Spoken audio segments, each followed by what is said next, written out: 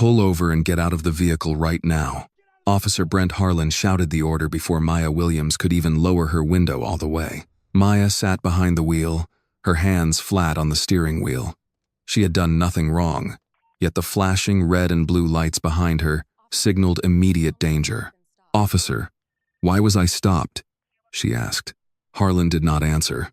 He raised his baton and struck the hood of her car. The metal bent under the force. Before Maya could even speak, he moved to the driver's side mirror and smashed it with the same baton. The mirror casing broke apart and hung loose beside the door. Then he stepped to the front of the car and hit the windshield, leaving a clear crack across the glass. The whole thing happened so quickly that Maya could not make sense of it. One moment, her car was fine. The next, the hood was dented, the side mirror was broken, and the windshield was cracked. All of it had been done by the police officer standing outside her door. Maya stared at him, her body stiff. "Officer Harlan," she said, reading the name on his badge. "Why are you damaging my car?" Harlan stepped back to the driver's side window. His expression did not change. "You committed a hit and run," he said. "You are not getting away with it." Maya looked at him in disbelief. "I did not hit anyone," she said. "I was driving home from work. You just damaged my car yourself." Harlan leaned closer. "That is your story," he said. "Mine is going in the report." Maya felt her stomach tighten, but she forced herself to stay calm. She knew how quickly a raised voice could become aggressive behavior in a police report. She knew how confusion could be written as guilt. She had read enough reports to know that the first version placed in the file often became the version people believed. As an assistant prosecutor in Atlanta, Maya knew exactly what Harlan was doing. For months, she had been building a case against his precinct for falsifying reports. Harlan wasn't just a dirty cop. He was a cornered animal trying to destroy the woman who knew his secrets. Maya had planned to bring her findings to a closed review meeting the next morning. Now Harlan was standing outside her car, creating damage and calling it evidence. Another officer stood near the patrol car. He was younger than Harlan, with a tense face and uncertain eyes. Maya looked past Harlan toward him. "Officer," she said, "you saw what he did." The young officer did not answer. Harlan turned his head slightly. "Turner, stay where you are." The young officer lowered his eyes. Maya understood. His name was Eli Turner. He had seen the damage happen. He also knew Harlan expected silence. "Step out of the car," Harlan ordered. Maya took one slow breath. "I am complying," she said. "I am unbuckling my seatbelt. I am opening the door." She moved carefully. She kept her hands where Harlan could see them. She stepped out and stood beside the car. "Turn around," Harlan said. "Hands on the roof." "My vehicle was not damaged before this stop," Maya said. "You damaged it yourself." "Hands on the roof." Maya obeyed. Harlan took her wrists and pulled them behind her back. He cuffed her tightly enough to make her shoulders tense. "You are being detained in connection with a hit-and-run collision," he said in a formal voice. "Your vehicle has damage consistent with the crime. You created that damage," Maya said. Harlan moved close enough that only she could hear him clearly. "You should have stayed out of 12th Precinct business." That confirmed it. This was not a mistake. This was not a traffic stop that had gone wrong. Harlan knew who she was. He knew what she had been investigating. He knew she was getting close to something he wanted buried. Maya kept her face still. He guided her toward the patrol car. Maya looked again at Eli Turner. "Officer Turner," she said, "you know this is wrong." Eli's jaw tightened. He looked at her for a second, then looked away. Harlan opened the rear door of the patrol car. "You are done, Miss Williams," he said. "By tomorrow morning, every local station in Atlanta will know a city prosecutor was arrested for hit and run. Let's see your office protect you then." Maya did not answer. Her father's voice echoed in her mind. Being right does not help much when the record says you are wrong. But this time, Maya refused to let them write the record. Harlan pushed her into the back seat and shut the door. Through the front windshield of the patrol car, Maya watched him return to her damaged vehicle. He pointed to the dented hood, the broken mirror, and the cracked windshield while speaking to Eli. Eli nodded, but his face showed he understood exactly what had happened. Harlan took out his notepad. He began writing. Maya knew what would come next. He would write that the hood damage was already there. He would write that the broken mirror matched a side impact. He would write that the windshield crack was consistent with a collision. He would write that she appeared nervous. He would write that she denied responsibility despite visible evidence. He would write the report in clean official language, and people would read it as fact. A lie did not need to be loud once it entered a police file. It only needed a signature. Harlan returned to the patrol car and got behind the wheel. Eli sat in the passenger seat without speaking. Harlan picked up the radio. "Female suspect in custody," he said. "Vehicle shows damage consistent with hit-and-run involvement. Transporting to the 12th for processing." Maya sat upright in the back seat, wrists cuffed behind her. She did not cry. She did not plead. She did not waste her strength trying to convince Brent Harlan of the truth. He already knew the truth. That was why he was lying. Harlan did not speak again until the patrol car pulled into the rear entrance of the 12th precinct. Harlan marched Maya through the rear hallway of the 12th precinct. Every uniformed officer they passed recognized him, and the tight smiles she used to get as a prosecutor were replaced by cold, mocking stares. In this building, Harlan owned the narrative. At the booking counter, Harlan uncuffed one of her hands just long enough to fingerprint her. He pressed her fingers onto the scanner with more force than necessary. "Relax," he said. "I am relaxed," Maya answered. "That's so." He looked at the booking officer. She was nervous at the scene, kept insisting she didn't do it before I even finished explaining the evidence. Maya turned her eyes to the booking officer. "That is not true. Officer Harlan damaged my car after the stop and then accused me of a hit and run." The booking officer did not respond. He typed into the computer. Harlan gave a short laugh. "There it is. Everybody's innocent in booking." Maya did not argue. She had seen this exact moment from the other side of the system. A person says, "That report is wrong." Someone in uniform answers with silence. The silence does not look like a decision, but it is one. Harlan slammed her fingers onto the scanner, then shoved her against the wall for the mugshot. He barked orders, trying to force a look of exhaustion and defeat onto her face. Maya gave him nothing.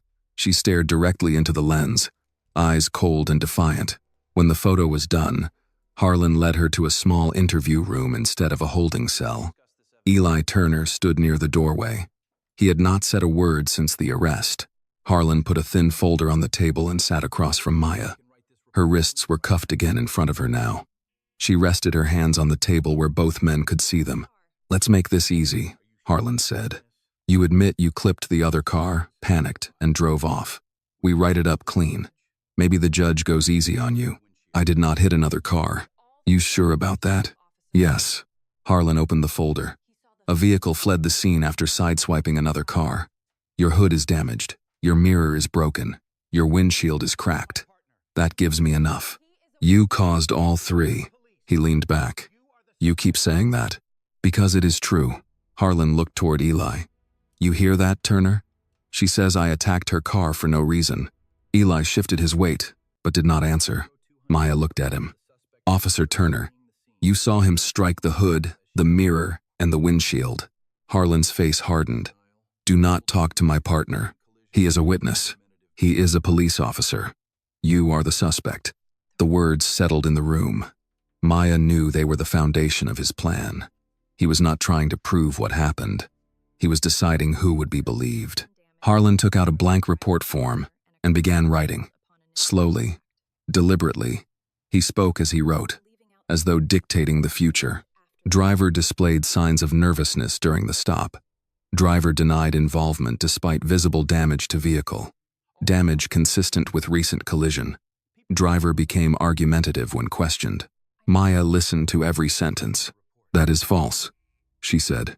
Harlan kept writing. Driver repeatedly attempted to influence Officer Turner's recollection of events. Maya looked at Eli again. This time, the young officer's eyes met hers for half a second. Shame passed across his face before he looked down. Harlan continued.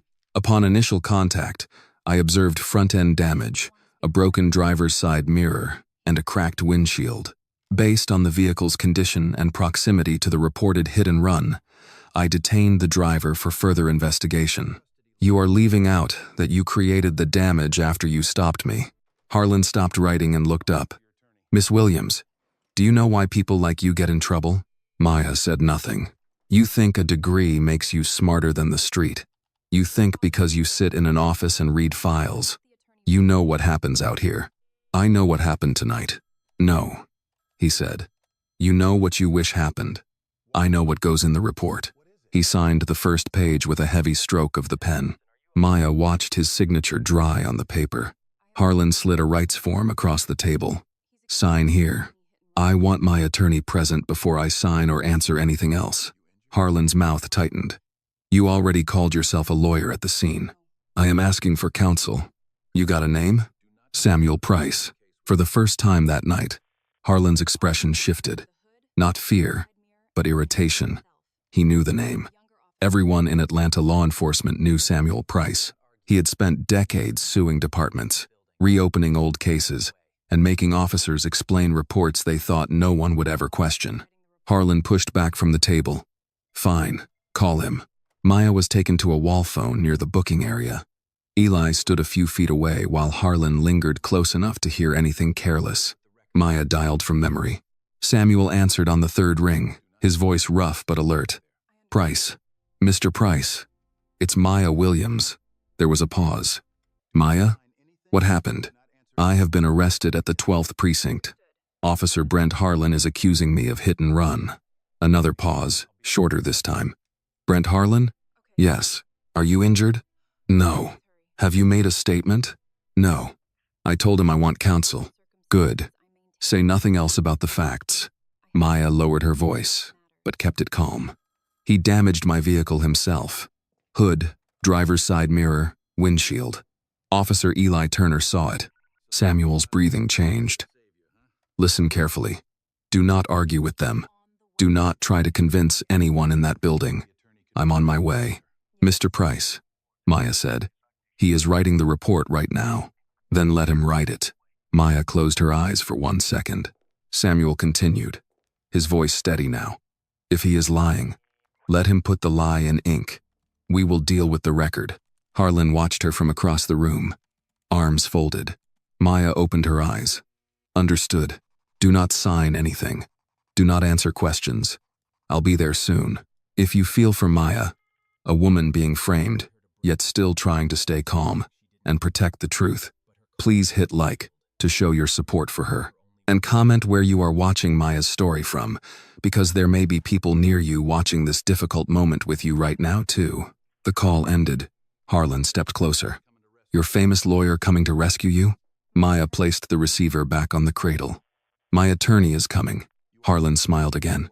Good. He can read the report with you. Maya looked at the folder in his hand. Yes, she said.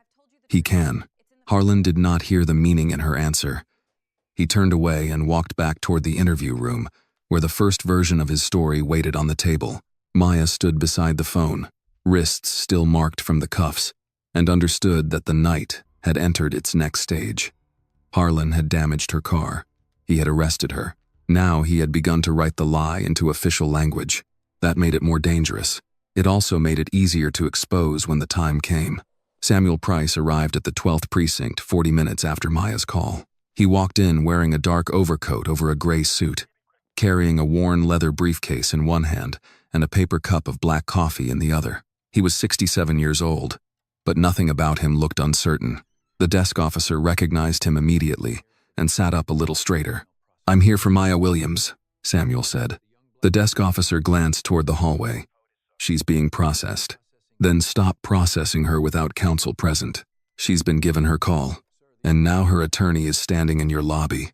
The desk officer did not argue. He picked up the phone and spoke quietly to someone in the back. A few minutes later, Harlan came through the secured door with the same controlled expression he had worn since the stop. He looked at Samuel, then at the briefcase, then at the coffee. Mr. Price, Harlan said. Little late for a social visit. Samuel did not smile. Officer Harlan, you know your client is in serious trouble. I know my client has asked for counsel. That means your conversation with her is over. Harlan crossed his arms. We were just doing standard intake. Good. Then you will have no problem letting me see her.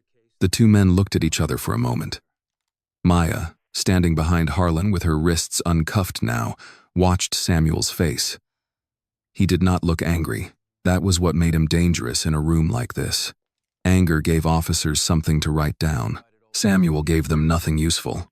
"Maya," Samuel said, his voice softening just enough. "Are you all right?" "I'm not injured." "That was not my question." She held his gaze. "I'm steady." He nodded. "Good." Harlan gave a short laugh. "Steady people don't run from accident scenes." Samuel turned to him. "Do you have a signed statement from my client?" "No." "Do you have a recorded confession?" "No." "Then stop narrating your case in the hallway." Harlan's face tightened. Samuel looked at the desk officer. "I want the arrest report, the incident number, the location of her vehicle, the name of the tow contractor, the booking sheet, and the probable cause summary." "That paperwork is still being completed," the desk officer said. Samuel looked back at Harlan. "I am sure it is." Harlan stepped closer. "You trying to suggest something?" "I am requesting records." "No. You're doing what you always do. You walk in here acting like every cop is dirty." Samuel's eyes did not move. "Only the ones who make that argument before I ask a question." Maya saw Eli Turner standing at the end of the hall. He had heard enough to understand the temperature in the room. He looked at Maya, then away. Samuel noticed him. "Officer Turner, were you present at the stop?" Eli opened his mouth. Harlan answered first. "He was." I asked him. Eli looked at Harlan before speaking. "Yes, sir. I was present." "Good," Samuel said. "Then I expect your report will be accurate." Eli's face changed slightly. "Yes, sir." Harlan turned on him. "Go check the transport log." Eli left without another word. Samuel waited until the young officer was out of earshot. "I'll be requesting preservation of all records connected to this stop.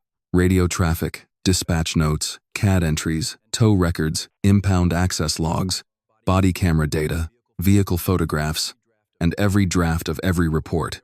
Harlan gave him a flat look. "Request whatever you want." "I will." "And when the evidence puts her at the scene?" Samuel looked at Maya. "Did you strike another vehicle tonight?" "No." "Did you leave the scene of an accident?" "No." "Did your vehicle have damage before Officer Harlan stopped you?" "No." Samuel turned back to Harlan. "There is your answer." Harlan stepped closer to Maya. "You really think a lawyer can make this disappear?" Maya looked at him calmly. "No. I think a lawyer can make it official." Harlan did not understand what she meant. Samuel did, but he did not react. After another hour of procedure, forms, waiting, and quiet resistance from the precinct staff, Maya was released pending the preliminary hearing. The charge was not gone. The case had not been dismissed. Harlan had made sure the file was serious enough to follow her out of the building. Samuel signed the release paperwork beside her. When the clerk pushed the last document across the counter, Samuel read it twice before letting Maya sign only the portion acknowledging receipt of property. He refused anything that could be twisted into a statement. Outside the secured area, Maya collected her purse, phone, and city identification card. The card felt different in her hand now. It still said, "Assistant Prosecutor," but for the first time in her career, the system had placed her on the other side of the desk. Samuel guided her to a quiet corner near the lobby. "Do not call your office tonight," he said. "Marcus will hear about it before sunrise. He probably already has. Still, do not call him while you are tired. I need to explain. You need to survive the first 24 hours without giving anyone a sentence they can cut in half and use against you." Maya looked toward the hallway where Harlan had disappeared. "He is going to write everything his way." "Yes, he already started." "I know. He damaged my car himself, Samuel. Hood, mirror, windshield. Then he said it was hit-and-run evidence." Samuel's jaw tightened, but his voice stayed controlled. "Did anyone else see it?" "Eli Turner." "Will he admit that tonight?" "No." "Then we treat him as a future witness, not a present one." Maya understood. Samuel had handled too many cases like this to waste hope on a frightened officer before pressure changed the math. "What happens now?" she asked. Samuel took a sip of coffee and looked toward the front desk. Now Harlan makes his first mistake. He already made it. "No," Samuel said. "What he did to your car was the act. What he writes down is the trap. The court punishes the record. Internal affairs excuses, confusion, bad judgment, adrenaline. A sworn document is different. Maya lowered her voice. You want him to finish the report. I want him to sign it. I want him to add details. I want him comfortable enough to believe no one can challenge him. Maya looked at him for a long moment. That means I say nothing. To the press? Nothing. To your office? Only through me. To police? Nothing. To anyone who wants a quick emotional answer? Nothing. That will make me look guilty. It may. My name will be on the news. Probably. My cases will be questioned. Yes. Maya turned away for a moment. She was not afraid of losing a title. She was afraid of how quickly a clean record could be stained by one official lie. She had seen it happen to defendants, witnesses, parents, workers, people who thought being innocent would be enough. Tonight, she was learning the weight of it from inside the accusation. Samuel let the silence sit. Then, Maya, listen to me. Justice is not always fair at the beginning. Sometimes it only becomes fair when the truth survives long enough. She looked back at him. He continued, You need to decide whether you want to stop the bleeding tonight or expose the knife. Maya did not answer immediately. Harlan's report would be filed before morning. The union would hear his version. The city would panic. Marcus Bell would distance the office from her. By breakfast, people who had never met her would decide what kind of woman she was. But if she moved too soon, Harlan would call it a misunderstanding. He would say she was upset. He would say he acted under pressure. The department would place him on leave, review the matter, and return him to the street when the attention passed. Maya had not spent years reading false reports just to let another one survive because she was desperate to clear her name quickly. She faced Samuel. I want the report, she said. All of it. Every line he writes. Samuel nodded once. Then we do this carefully. I want him under oath. We will get there. And I want every record preserved before someone claims it went missing. I'll file the notices tonight. Maya looked again toward the locked door leading back into the precinct. Behind it, Harlan was likely finishing the first draft of the story he expected the city to believe. She spoke quietly. He thinks I only have my word. Samuel studied her face, but did not ask what she meant. Not yet. Let him think that, he said. Maya picked up her purse and walked with him toward the exit. She did not look back for Harlan. She did not ask for sympathy from the officers at the desk. She did not defend herself to strangers. By the time she stepped out of the precinct with Samuel beside her, the case had already changed. Maya was still accused. Harlan still had the badge, the report, and the first public version of the story. But he had also signed himself to a path he could not easily leave. And Maya had made her first real decision of the night. She would not interrupt the lie. She would let it finish. Samuel drove Maya to his office, instead of taking her home. You should rest, he said as they entered the building. I won't sleep. I know. That is why we are going to work. His office was on the third floor of an older commercial building not far from the courthouse. The place was plain, practical, and full of paper. Case boxes sat along one wall. A coat rack leaned near the door. A half-empty coffee pot waited on a side table. Samuel took off his overcoat, hung it up, and pointed Maya toward the chair across from his desk. Sit down before your body realizes what tonight cost you. Maya sat, but only because standing still felt worse. Her wrists still carried red marks from the cuffs. She rubbed one thumb over the skin, then stopped when Samuel noticed. I'm fine, she said. You are not fine. You are controlled. There is a difference. Maya looked at him and said nothing. Samuel opened his briefcase and removed a yellow legal pad. Start from the beginning. Only facts. No guesses. Maya nodded. I left the city office a little after 11. I had spent the evening preparing notes for the internal review on 12th Precinct complaints. Who knew you were working late? Marcus Bell. 2 paralegals. Maybe record staff. The review calendar was not secret inside the office. What exactly were you preparing? A summary of repeated problems in 12th Precinct vehicle cases. Stops that turned into arrests. Damage descriptions that changed between the first incident entry and the supplemental report. Officers adding details later, without explaining why. Samuel wrote as she spoke. Was Harlan named in the summary? Yes. How many times? Maya paused. Enough. That is not a number. 7 reports directly. More if we include cases where he was not the arresting officer but signed off as reviewing officer. Samuel looked up. That gives him motive. It gives him fear. Fear is motive with better manners. Maya leaned back in the chair. Marcus wanted me to be careful. He said if we moved too fast, the department would claim we were targeting officers for political reasons. Marcus always did like clean hallways and locked doors. He is not dirty. I did not say he was. I said he is cautious. Caution can protect good people, and it can shelter bad ones. Depends who benefits from the delay. Maya looked down at her hands. She hated how much sense that made. Samuel continued writing. Tell me about Harlan. He has 25 years on the force. Most complaints against him were closed. Excessive stops, rude language, questionable searches, a few claims of altered statements. Nothing that stuck. Union? Strong support. Command friends? Yes. Reputation? Old school. That is how people describe him when they want to avoid using worse words. Samuel nodded. And you believe he knew you were reviewing his reports? I know he did. At the stop, after he cuffed me, he said I should have stayed out of 12th Precinct business. Samuel stopped writing. He said that, exactly? Yes. Good. Maya looked at him. Good? It ties the arrest to your work. It shows motive. We cannot use it yet without proof, but we document it now.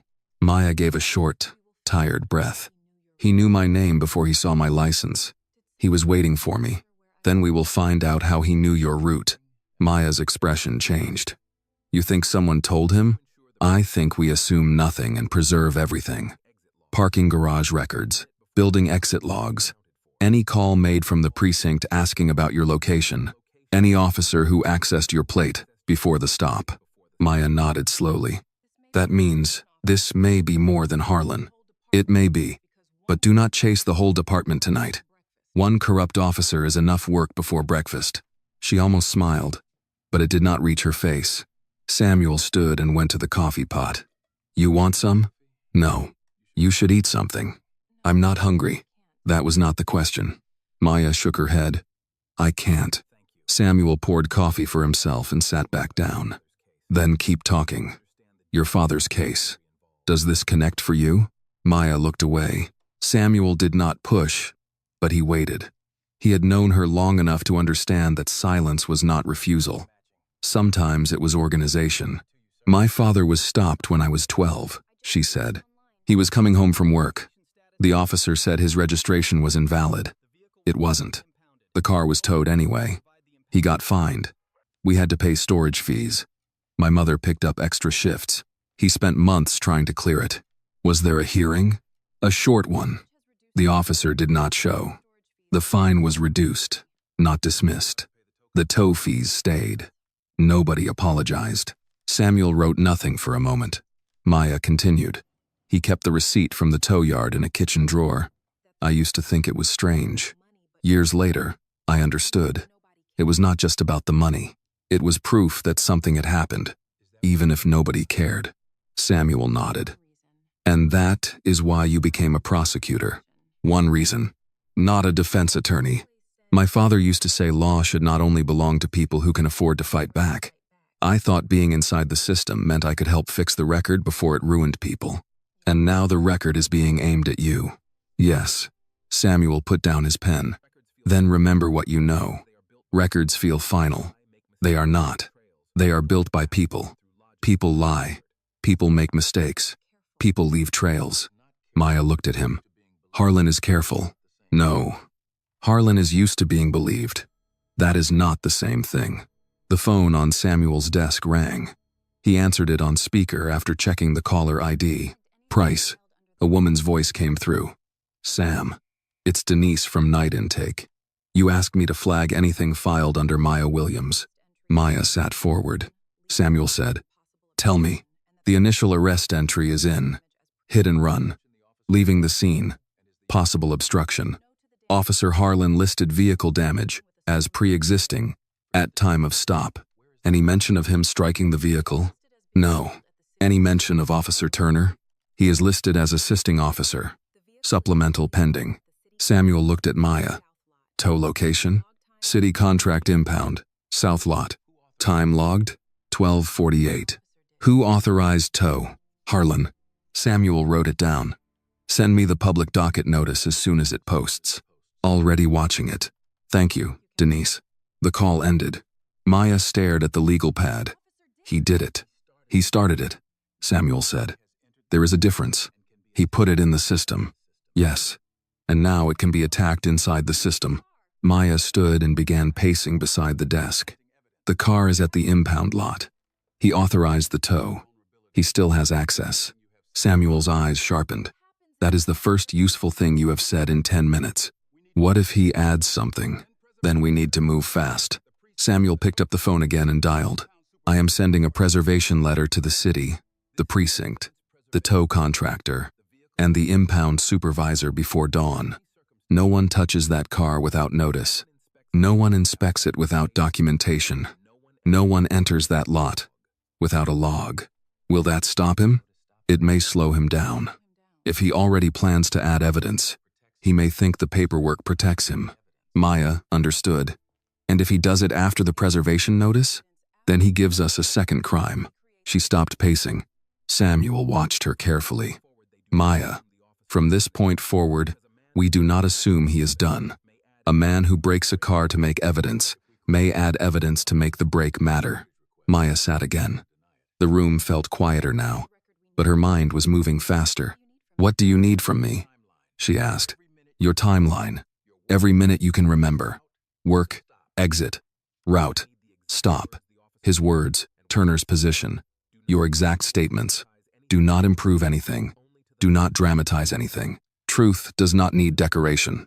Maya picked up a pen. Samuel slid the legal pad toward her. She began writing. At the top of the page, she put the time she left the city office. Below that, she wrote the first words Harlan had yelled at her. She wrote the damage he caused. She wrote the accusation. She wrote Eli Turner's name.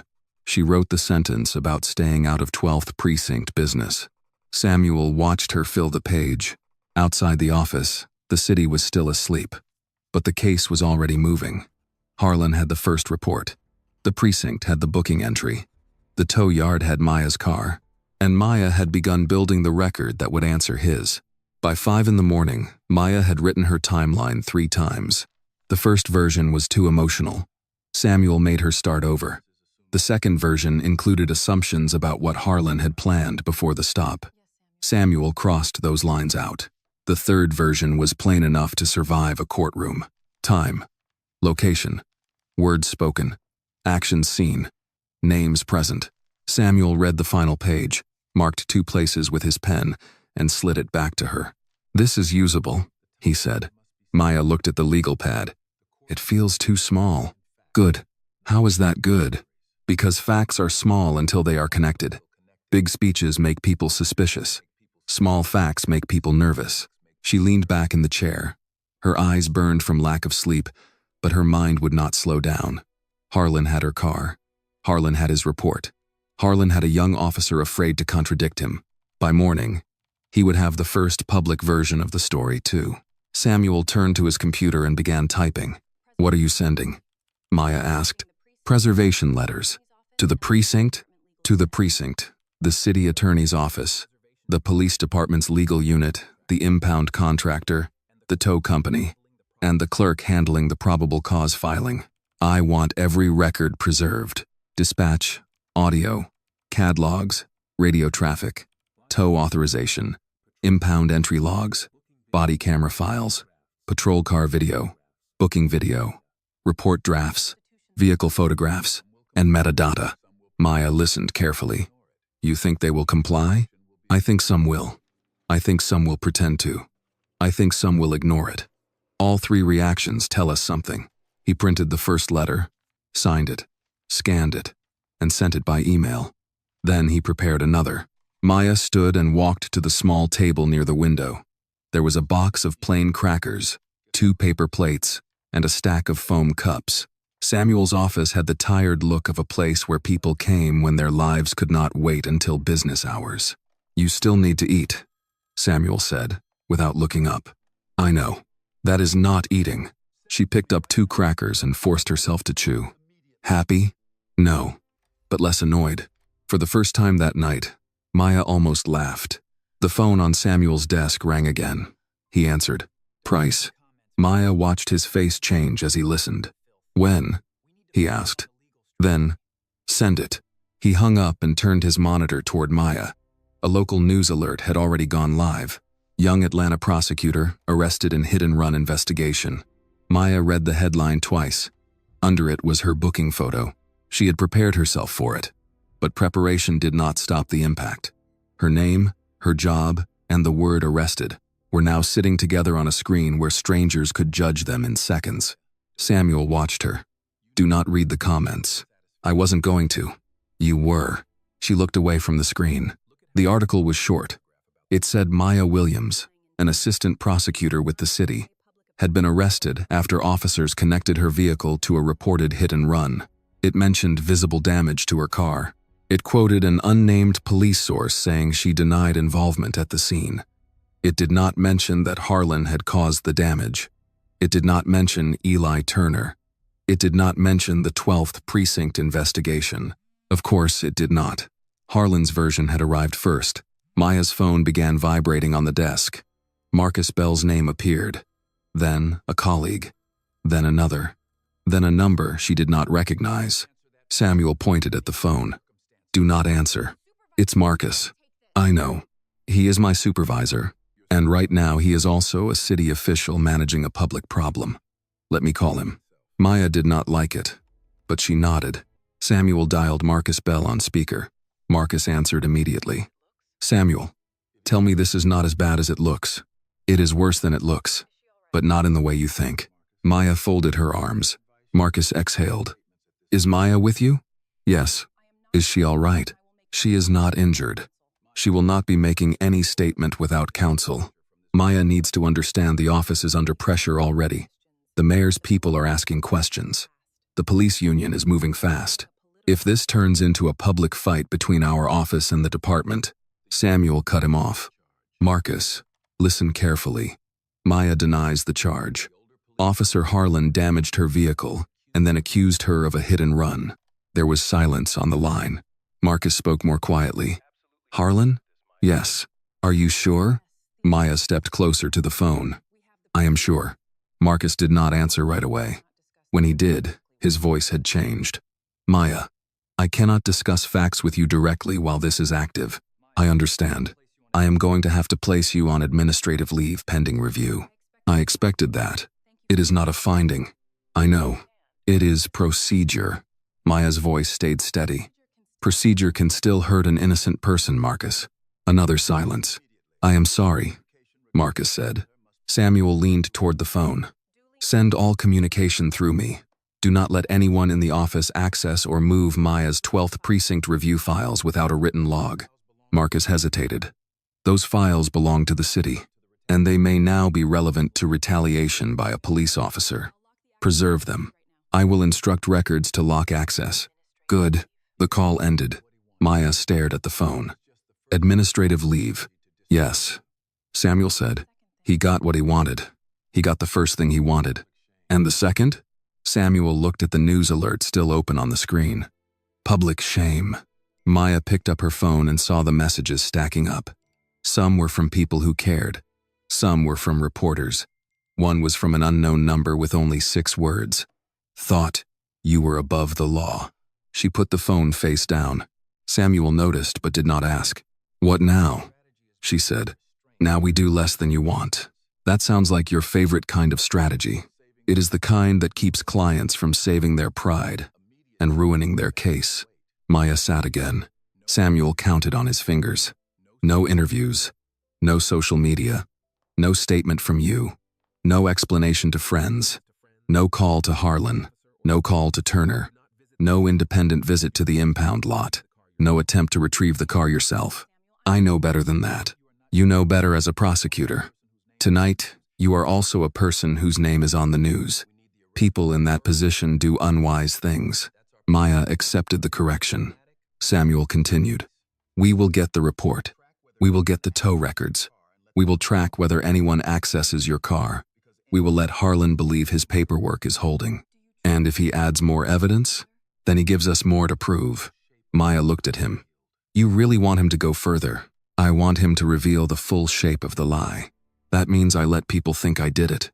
For now, that means I let him stand in front of cameras.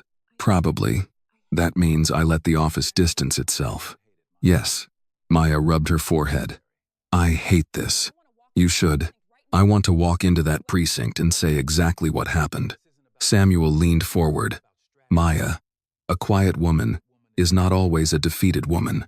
Sometimes, she is listening for the lie to finish. She held his gaze. He lowered his voice. If you move now, Harlan says. It was confusion. He says you were upset. He says the damage was already there. He says the department will review it internally. Maybe he loses a few vacation days. Maybe nothing.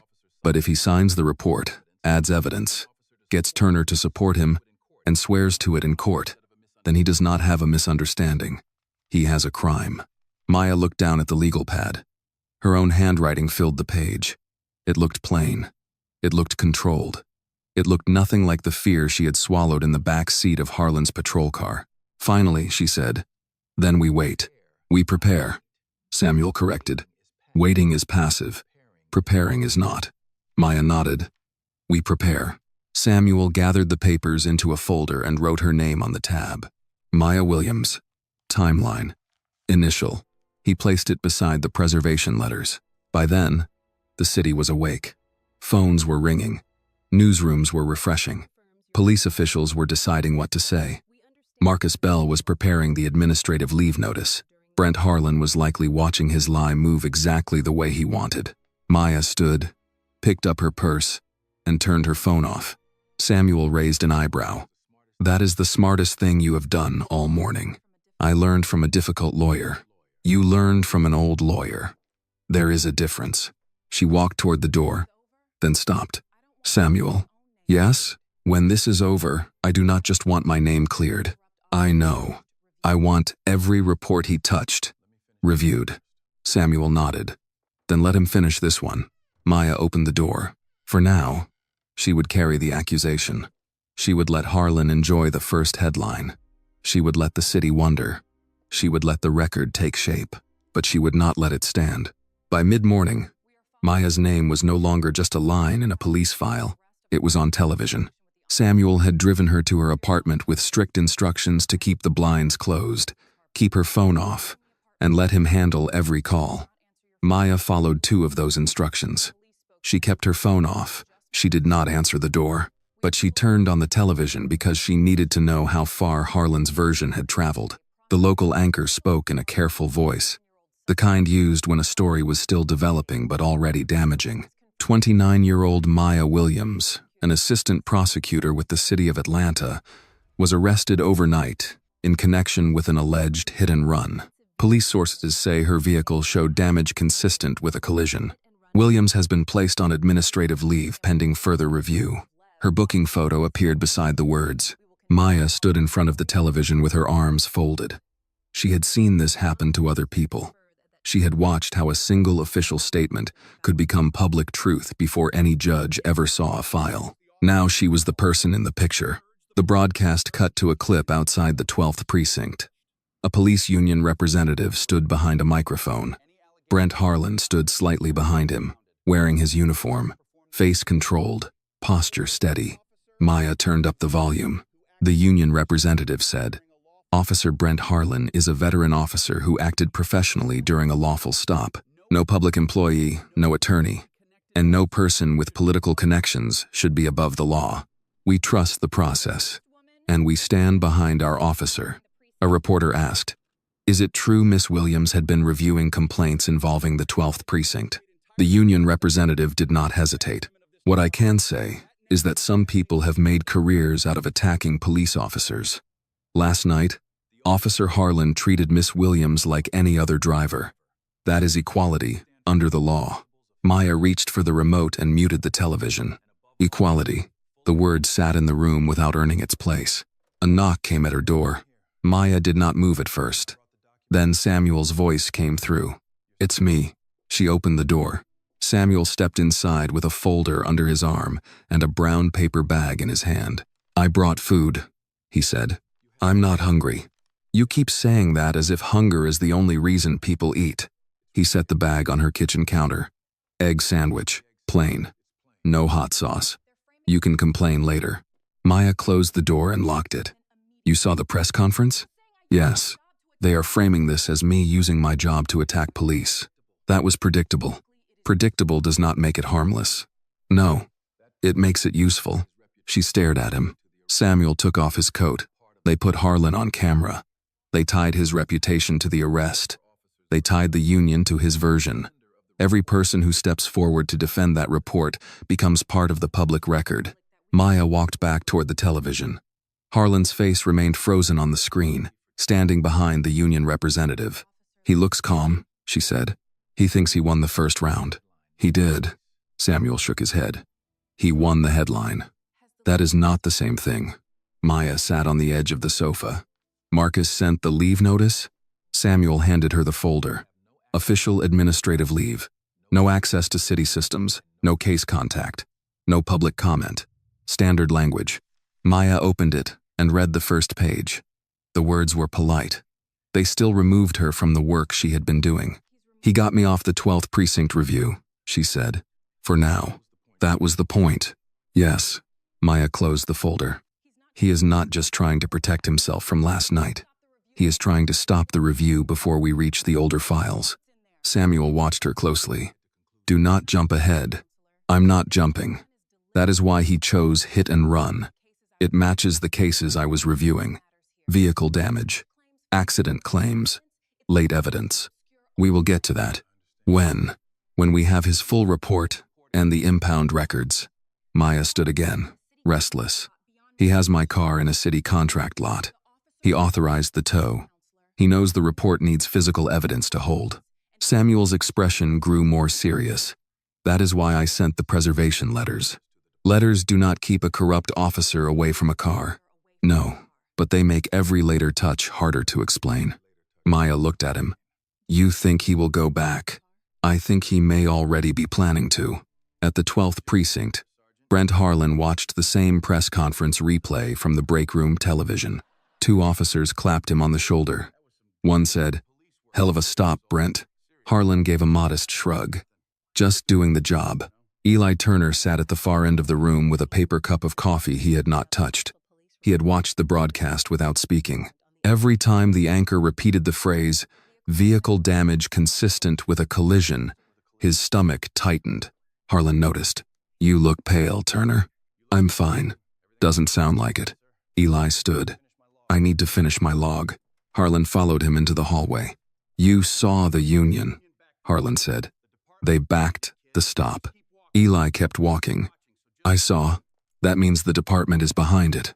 Eli stopped near a row of filing cabinets. The car damage was not there before. Harlan stepped closer. His voice dropped. "You want to be careful with memory. Memory gets people in trouble." Eli looked at him. "I know what I saw." "No. You know what a rookie thinks he saw during a tense felony stop. You were standing behind me. You had a partial view. It was dark. Things moved fast. That is what you know."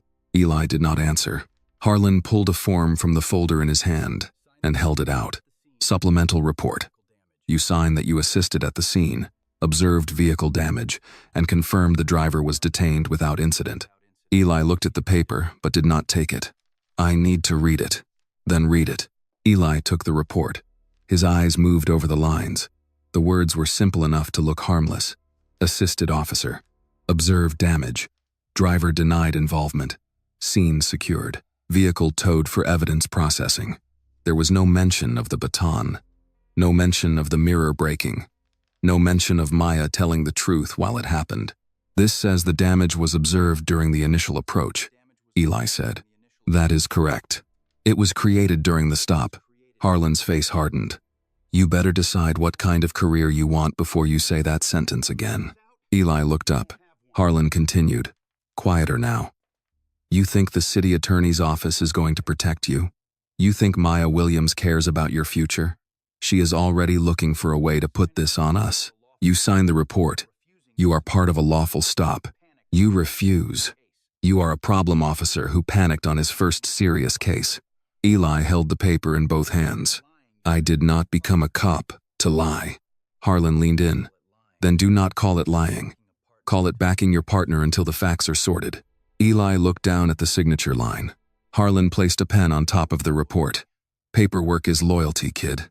For several seconds, Eli did not move. Then he signed. Harlan took the report from him and smiled without warmth. Good. Now go home and get some sleep. Eli watched him walk away, carrying the signed statement toward the records office. Back at Maya's apartment, Samuel's phone rang. He answered, listened, and wrote a note on the back of an envelope. When the call ended, Maya asked, "What is it?" Eli Turner's supplemental report just appeared in the system. Maya's face did not change, but her shoulders settled as if a weight had been confirmed. He signed? Yes. What does it say? Enough to support Harlan. Maya looked toward the muted television. Harlan was still on screen behind the union representative. He saw everything, she said. I know, and he signed anyway. Samuel folded the envelope and placed it in his pocket. Fear signs. Many documents. That does not excuse it. No. It explains where pressure may break later. Maya turned back to him. So now Harlan has the report, the union, the headline, and Eli. Yes. What do we have? Samuel picked up the brown paper bag from the counter and handed it to her.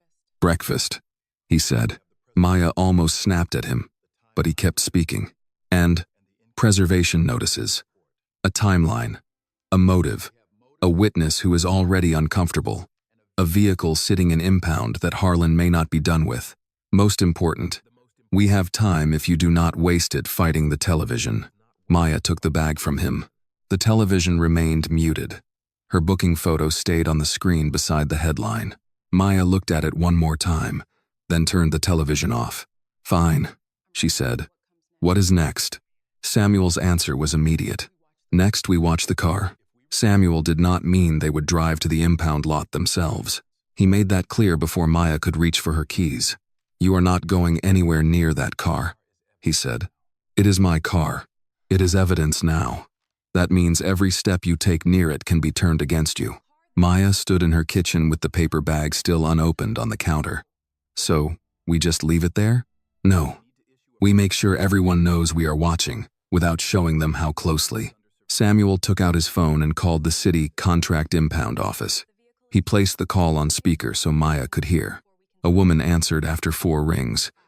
South Lot, Vehicle Storage. This is Samuel Price, attorney for Maya Williams. Her vehicle was towed there overnight under a police hold. I am sending a preservation notice by email and certified mail. No one is to inspect, move, photograph, enter, or alter that vehicle without a written log and notice to counsel. The woman sounded tired but professional. Sir, if it is on police hold, officers may access it. Then you will log the officer's name, badge number, time in, time out, purpose, and whether any photographs or evidence collection occurred. That is standard. Good. Then following it should not be difficult. There was a pause. What is the vehicle? Samuel gave the make, model, plate number, and tow record. Yes, the woman said. It came in after midnight. Has anyone accessed it since intake? Maya leaned closer to the phone. The woman typed for several seconds. Not according to the system. Email me the intake sheet. I can send it to the owner or law enforcement. I am counsel. You will receive written authorization from Miss Williams within 5 minutes. Maya was already reaching for the pen. The woman sighed. Send it over. Samuel ended the call and looked at Maya. Now we wait for the first person to decide procedure does not apply to him. At the 12th precinct, Brent Harlan was not waiting. He sat at his desk with the arrest report in front of him and Eli Turner's supplemental report clipped behind it. The file looked stronger now. It had his statement, Turner's signature, photographs of the damaged hood, broken mirror, and cracked windshield, and a tow authorization placing Maya's vehicle into evidence storage. But Harlan did not like gaps.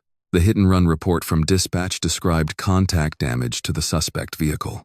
Maya's car now had visible damage, but the connection still depended mostly on his word.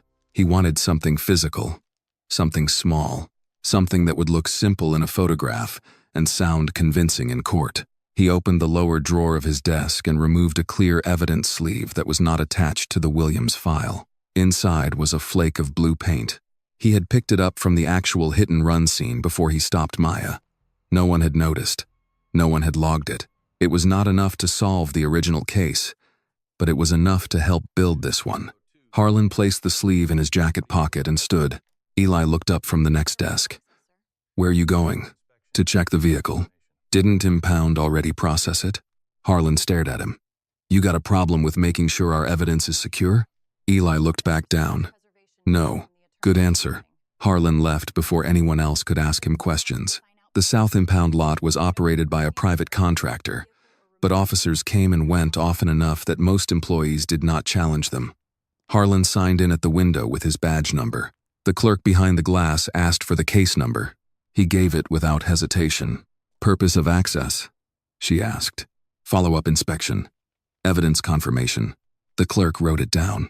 Harlan's expression stayed neutral, but he did not like the extra attention. "Since when do you need that much detail?" "Since this morning," she said.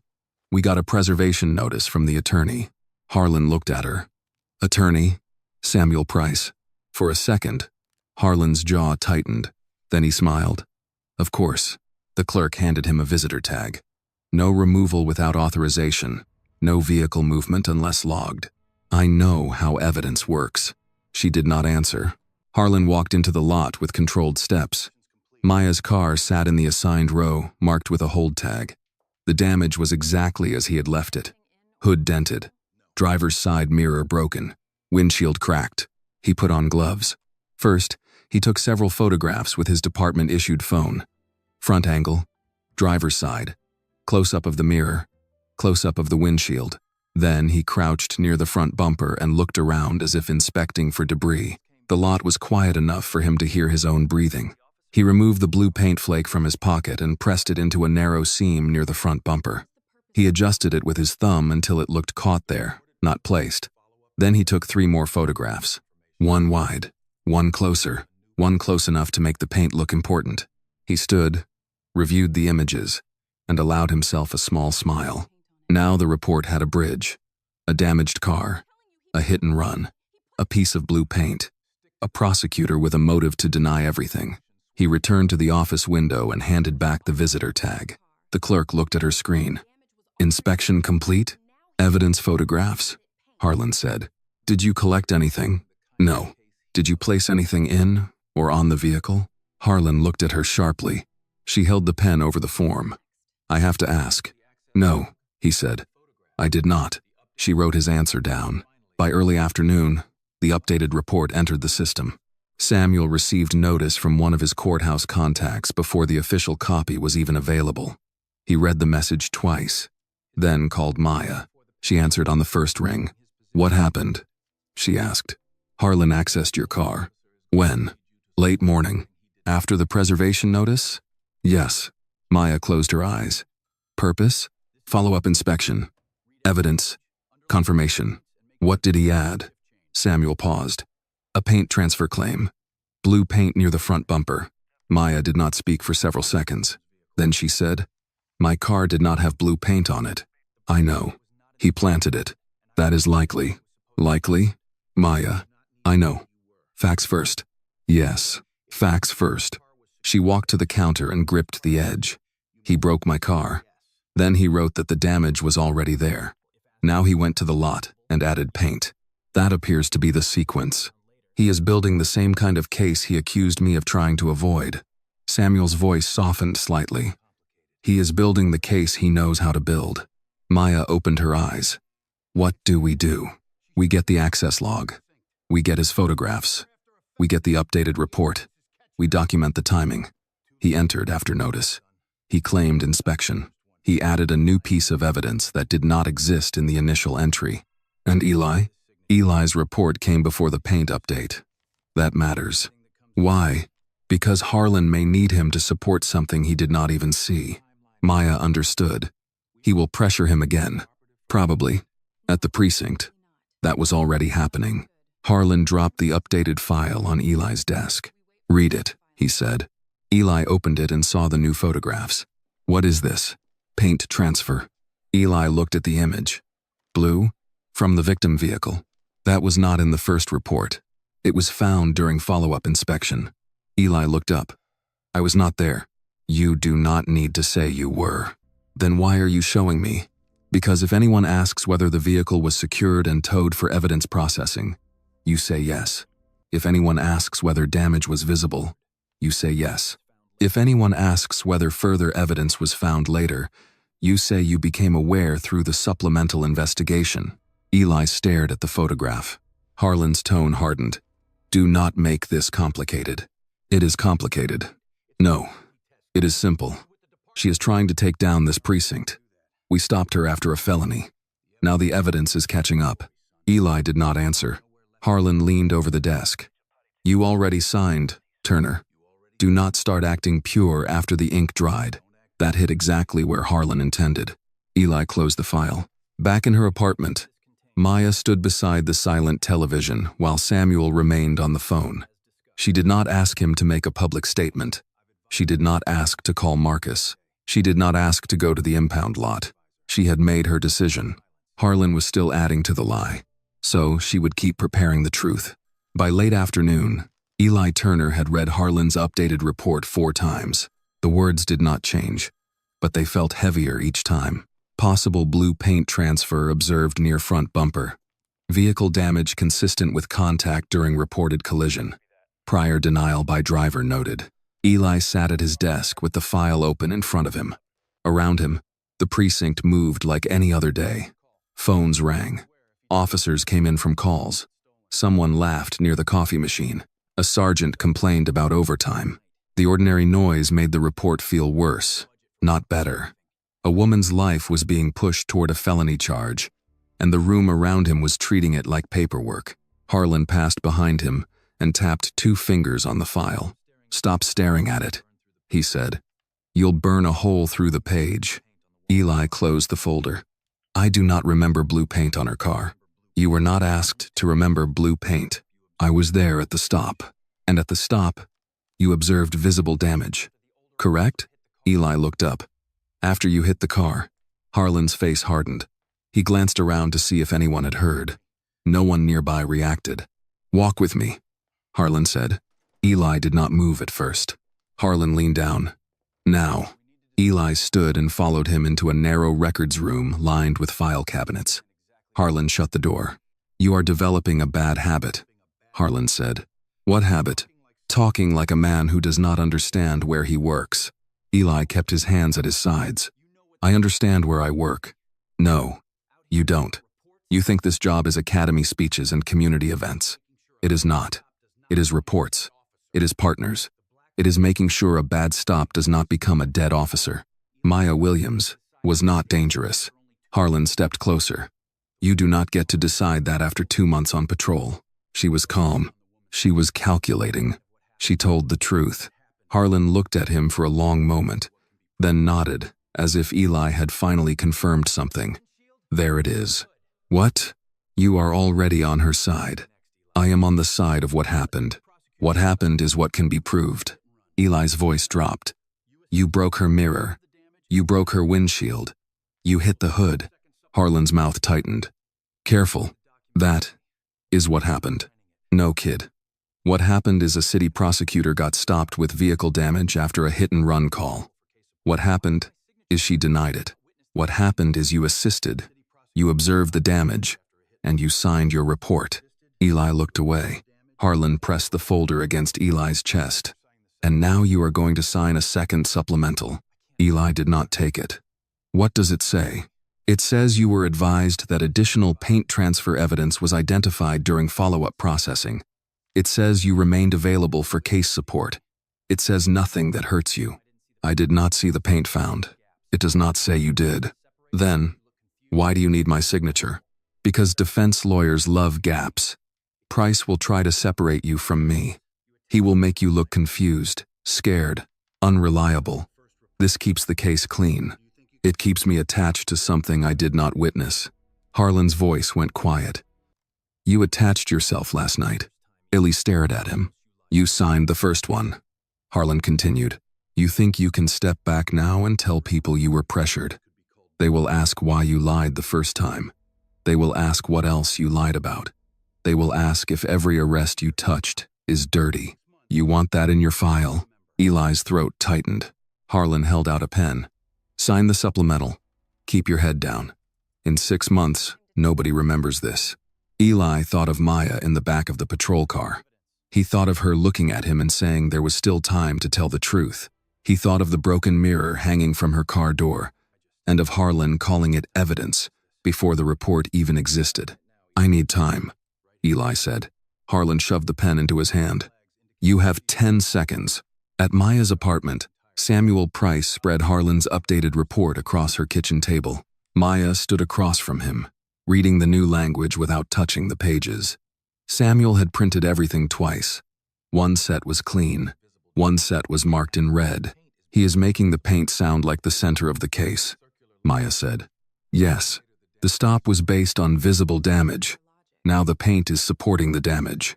And later, the damage will support the paint." Maya looked at him. "Circular. Most bad reports are. They just hide the circle under official language." She pointed to a paragraph. "He says the blue paint was observed during follow-up inspection. Does he mention that he was the one who accessed the vehicle? Not in the narrative. Only the impound log shows that. Convenient. Very." Maya sat down. "And, Eli?" Samuel tapped another page. "His first supplemental supports the stop. No second supplemental yet. He will be pressured." "Yes. Can we contact him?" "No. I know the answer. I am asking because I hate the answer." Samuel gave her a brief look.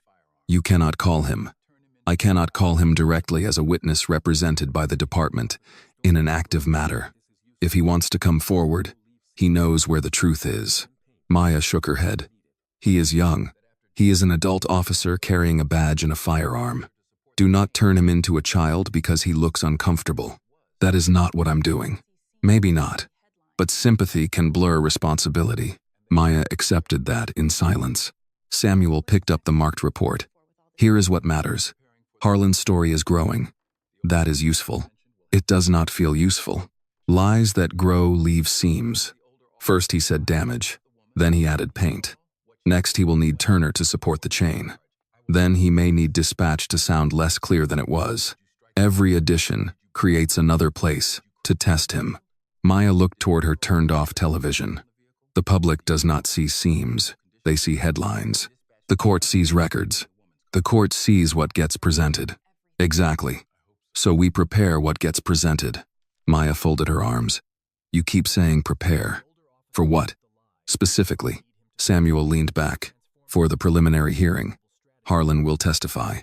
The prosecution will ask him why he stopped you, what he saw, what you said, what evidence supported the charge. He will repeat the report because he trusts the report. Then, I will ask simple questions. What kind? Did you strike the hood? Did you break the mirror? Did you crack the windshield? Did you place blue paint on the vehicle? Did Officer Turner see the original condition of the car? Did dispatch describe a vehicle matching Maya Williams' car?" Maya listened. "He will deny everything." "I hope so." She stared at him. Samuel's face remained calm. He wrote the lie. Now we need him to swear to it. Back at the precinct, Eli sat alone in a small report-writing room. The second supplemental form lay in front of him. Harlan had already filled most of it out. Officer Turner was advised that additional possible paint transfer was located during follow-up processing of suspect vehicle. Officer Turner remains available for further case proceedings and confirms initial observations of visible damage at the time of detention. The statement was designed carefully. It did not say Eli found the paint. It did not say he saw Harlan find it. It only tied him to the case again. It made him part of the growing record. Eli picked up the pen. His hand hovered over the signature line. He thought about refusing. He imagined walking to the watch commander and saying Harlan had broken the car himself. He imagined the questions. Why did you sign the first report? Why did you wait? Are you changing your story because of political pressure? Are you helping a city prosecutor attack an officer? He also imagined Harlan's warning. Bad evaluations. No backup. A reputation as a rookie who could not be trusted. Eli signed. The moment the pen left the paper, he felt no relief. Only the knowledge that he had made the next truth harder to tell. Harlan came in 10 minutes later and picked up the form. Good, he said. Eli did not answer. Harlan looked at him. You did the right thing. Eli finally spoke. Did I? Harlan's eyes narrowed. Go home, Turner. Eli stood. I do not want to be on this case anymore. You are already on it. I said I do not want to be on it. Harlan stepped close. Want has nothing to do with it. You signed. You stay consistent. That is how you survive.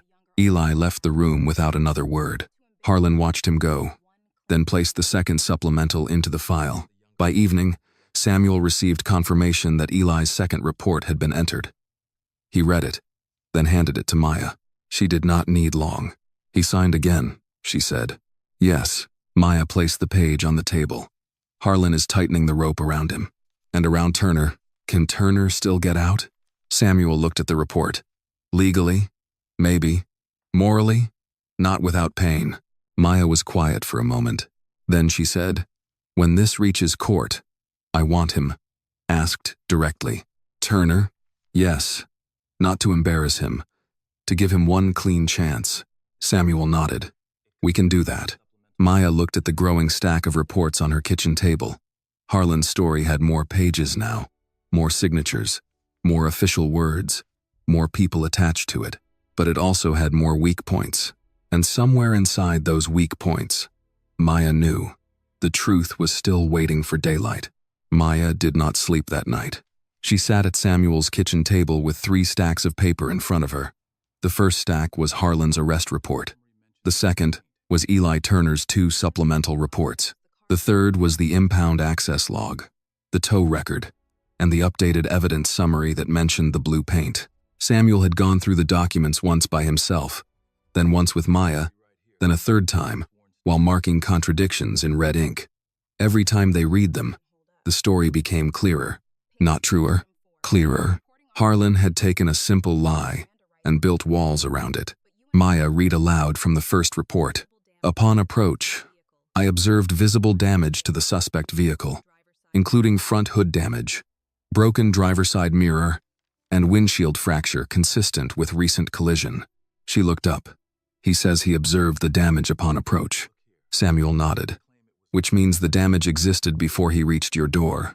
But it did not. Correct. Maya turned to Eli's first supplemental. Officer Turner confirms visible damage was observed during the detention. Careful, Samuel said. That wording is slippery.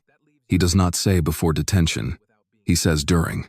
He left himself room. Maybe. Or Harlan left him just enough room to be useful without being too exposed. Maya continued. Second supplemental says Eli was advised of possible paint transfer during follow-up processing. That one is worse for Harlan than for Turner, because Eli does not claim to have seen the paint found. Exactly. He confirms the case continued. He does not confirm the discovery. Maya set the page down. Harlan thinks he is being careful. Harlan thinks careful means official. Samuel pulled the impound log closer and tapped the entry with his pen. Here is the center of it. Your vehicle was logged into South Lot at 12:48. Initial intake notes show hood damage, broken mirror, cracked windshield. No paint transfer noted. Maya leaned over the page. Then Harlan enters late morning. Yes. After my preservation notice. And after he knows the file needs stronger physical evidence. Yes. He signs in for follow-up inspection. Yes. He says no item was placed on the vehicle. Samuel looked at her. That question from the clerk may become important. Maya read the clerk's note again. Officer denied placing or removing any item. She wrote it down. She did. That means he gave a direct answer. Another lie. Another record. Maya pushed back from the table and stood. She was tired, but the tiredness had changed. It no longer made her feel weak. It sharpened her focus. Samuel. This is almost the same structure as the old complaint. He looked up from the papers. Maya continued. A driver accused of leaving an accident scene. Vehicle taken to impound. Paint evidence appears later. Supplemental report makes the evidence sound clean. Samuel did not interrupt. That was the complaint I was reviewing before the stop, Maya said. A black delivery driver. He said he was never at the scene. His car was taken. Later, officers claimed they found paint transfer on his bumper. He could not afford a long fight, so he took a lesser charge. He lost his job. Samuel's expression stayed still, but his eyes sharpened. Harlan? He signed the supplemental. You are certain? I remember because I circled his name. Where is that file? In the 12th Precinct. Review materials at the city office. Marcus locked access. Yes. Samuel reached for his phone. Maya stopped him. It is late. It is never too late to preserve a file that may prove pattern. He called Marcus Bell. The call rang long enough that Maya thought he would not answer. Then Marcus's tired voice came through. Samuel, it is almost midnight, and the Constitution remains awake. Marcus sighed. What do you need? The 12th Precinct review files Maya was preparing, specifically any hit and run or vehicle damage case, involving late-discovered paint transfer evidence, impound custody, and Harlan's signature. There was a pause. Why? Because Harlan just added blue paint to Maya's vehicle after impound. Marcus said nothing. Samuel continued. I told you. This was retaliation. Now it may also be repetition. Maya stood beside the table, listening. Marcus lowered his voice. I locked the files after your call. No one has accessed them since. Good. I want copies produced to me under counsel protection. I cannot just hand over city review materials in an active matter, then preserve them and prepare a privilege log. But do not let anyone move, edit, reassign, summarize, or bury them. You think someone here would do that? I think people become creative when a police scandal enters the building. Marcus did not argue. I will send a written preservation confirmation within the hour. Thank you. Samuel ended the call. Maya sat again. He sounded scared. He should be. Of Harlan. Of the fact that his office may have suspended the one person who was holding the thread. Maya looked down at Harlan's report. I keep thinking about that delivery driver. Name? Leonard Brooks. Samuel wrote it down. Age? Late 40s, maybe early 50s. Worked for a medical supply company. He was making deliveries the day of the alleged accident. Any family? I do not remember. What happened after the plea? He lost his commercial driving clearance. Without the clearance, he lost the job. Samuel's pen paused. That is not a small consequence. No. Did anyone appeal? He did not have the money. Samuel wrote again. We are not bringing Leonard Brooks into your preliminary hearing unless we have to. But the pattern matters. It may explain why Harlan chose this kind of accusation against you. Maya nodded. He used the tool he already trusted, and he used it against the wrong woman. Maya looked at him. Not because I am special. No, because this time the timing is bad for him.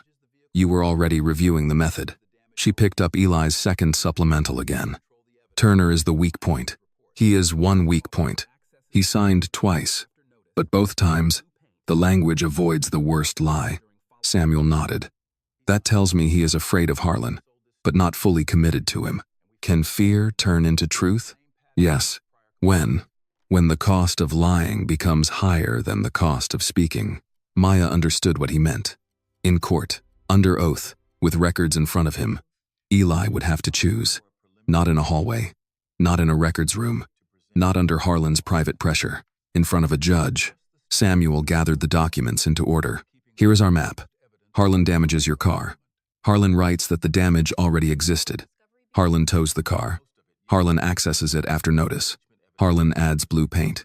Harlan writes that the paint was discovered during follow-up inspection. Turner signs around the edges. The union sells the story. Your office suspends you. The old files show this may not be the first time. Maya listened to the sequence. Laid out like that. The lie no longer felt like chaos. It felt like a machine. What is our next move? She asked. We file for the preliminary hearing and demand the state present probable cause. We force them to call Harlan. We do not show everything beforehand. Won't the prosecutor get discovery? Some, but not impeachment material until we decide how to use it. And right now, Harlan's greatest weakness is that he believes he knows what evidence exists. Maya looked at him. He thinks I only have my word. Samuel held her gaze for a moment. Is there something else? Maya did not answer immediately. She had not told him everything. Not yet. She had held back one fact, not because she did not trust Samuel, but because once it left her mouth, the case would change. The timing had to be right. Samuel saw the hesitation but did not press. All right, he said. When you are ready. Maya looked at the stacks of paper, reports, logs, signatures, official language. Harlan had built his lie carefully. Now she and Samuel had read it carefully enough to know where it would break. Maya stayed quiet for almost a full minute. Samuel did not rush her. He had spent too many years across tables from frightened clients, angry clients, innocent clients, guilty clients, and people who did not yet understand which kind they were. He knew the difference between silence that hid something and silence that measured the right time to say it. Maya's silence was the second kind. Finally, she reached into her purse and took out a slim black glasses case. Samuel looked at it, then back at her. What is that? Maya placed the case on the table between the reports and the impound log. The reason I let him keep talking. Samuel did not touch it. Maya opened the case. Inside was a pair of smart glasses with dark frames and clear lenses. They looked ordinary enough to pass in a courthouse hallway, a city office, or a grocery store. Nothing about them looked like evidence. Samuel's expression changed only slightly, but Maya saw it. You were wearing those during the stop, he said. Yes. Were they active? Yes. He leaned back slowly. Maya, I know. No, I do not think you do. I asked you last night if there was anything else. You asked if there was something else after we had the reports. I was not ready to put this on the table until Harlan signed enough paper to trap himself. Samuel studied her. You held back evidence from your own lawyer. I held back timing.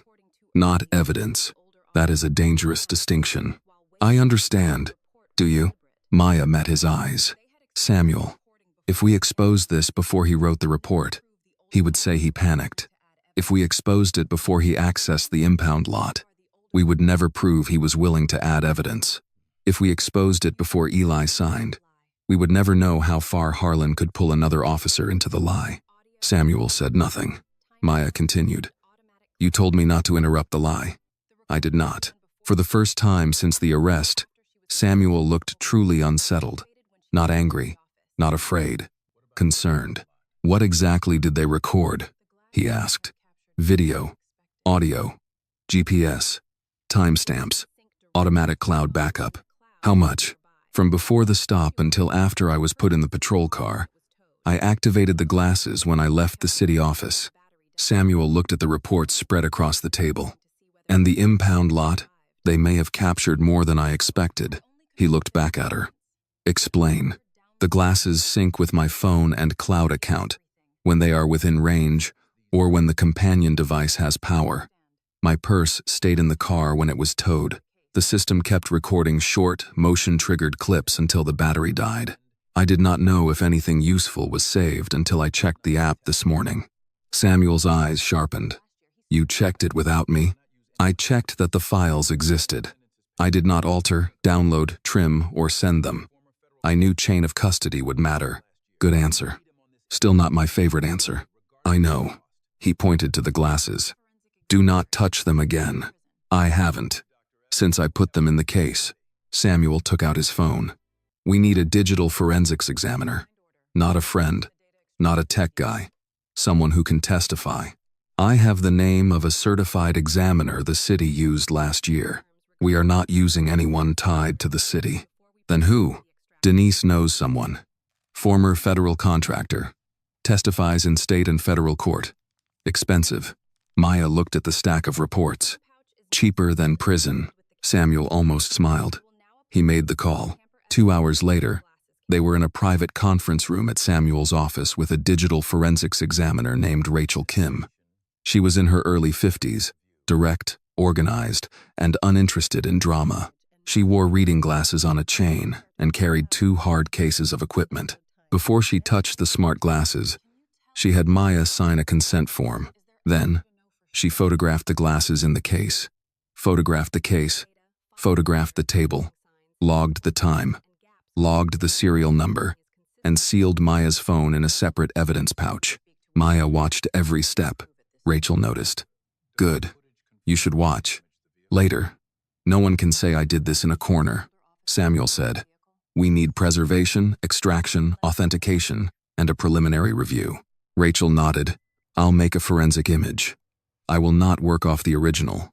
If cloud files exist, I'll pull access logs, upload times, metadata, GPS stamps, device IDs, and hash values." Maya asked, "Can you tell if a file was edited?" "I can tell if the metadata is consistent with original device creation, whether the file structure shows rendering or export, and whether there are gaps. I can also tell you what I cannot prove." Courts like that part more than people think. Samuel pulled Harlan's report closer. "We need to know whether the footage shows Officer Harlan damaging her vehicle." Rachel looked at Maya. "Does it?" Maya answered quietly. "Yes." Rachel did not react. "Then let the data say it." The first usable clip appeared on Rachel's laptop 20 minutes later. It showed Maya leaving the city office garage. Her hood was smooth. Her driver's side mirror was intact. Her windshield had no crack. GPS and timestamp data sat in the file information beside the video. Samuel watched without speaking. Rachel moved to the next clip. Harlan's patrol car appeared behind Maya. The stop followed. The camera angle shifted as Maya turned her head toward the driver's side window. Harlan's voice came through clearly. "Hey, you there. Step out of the car." Maya's hands remained visible on the steering wheel. Then the footage showed Harlan raise his baton and strike the hood. He moved fast, but the action was clear. He struck the driver's side mirror and broke it. He hit the windshield and left the visible crack.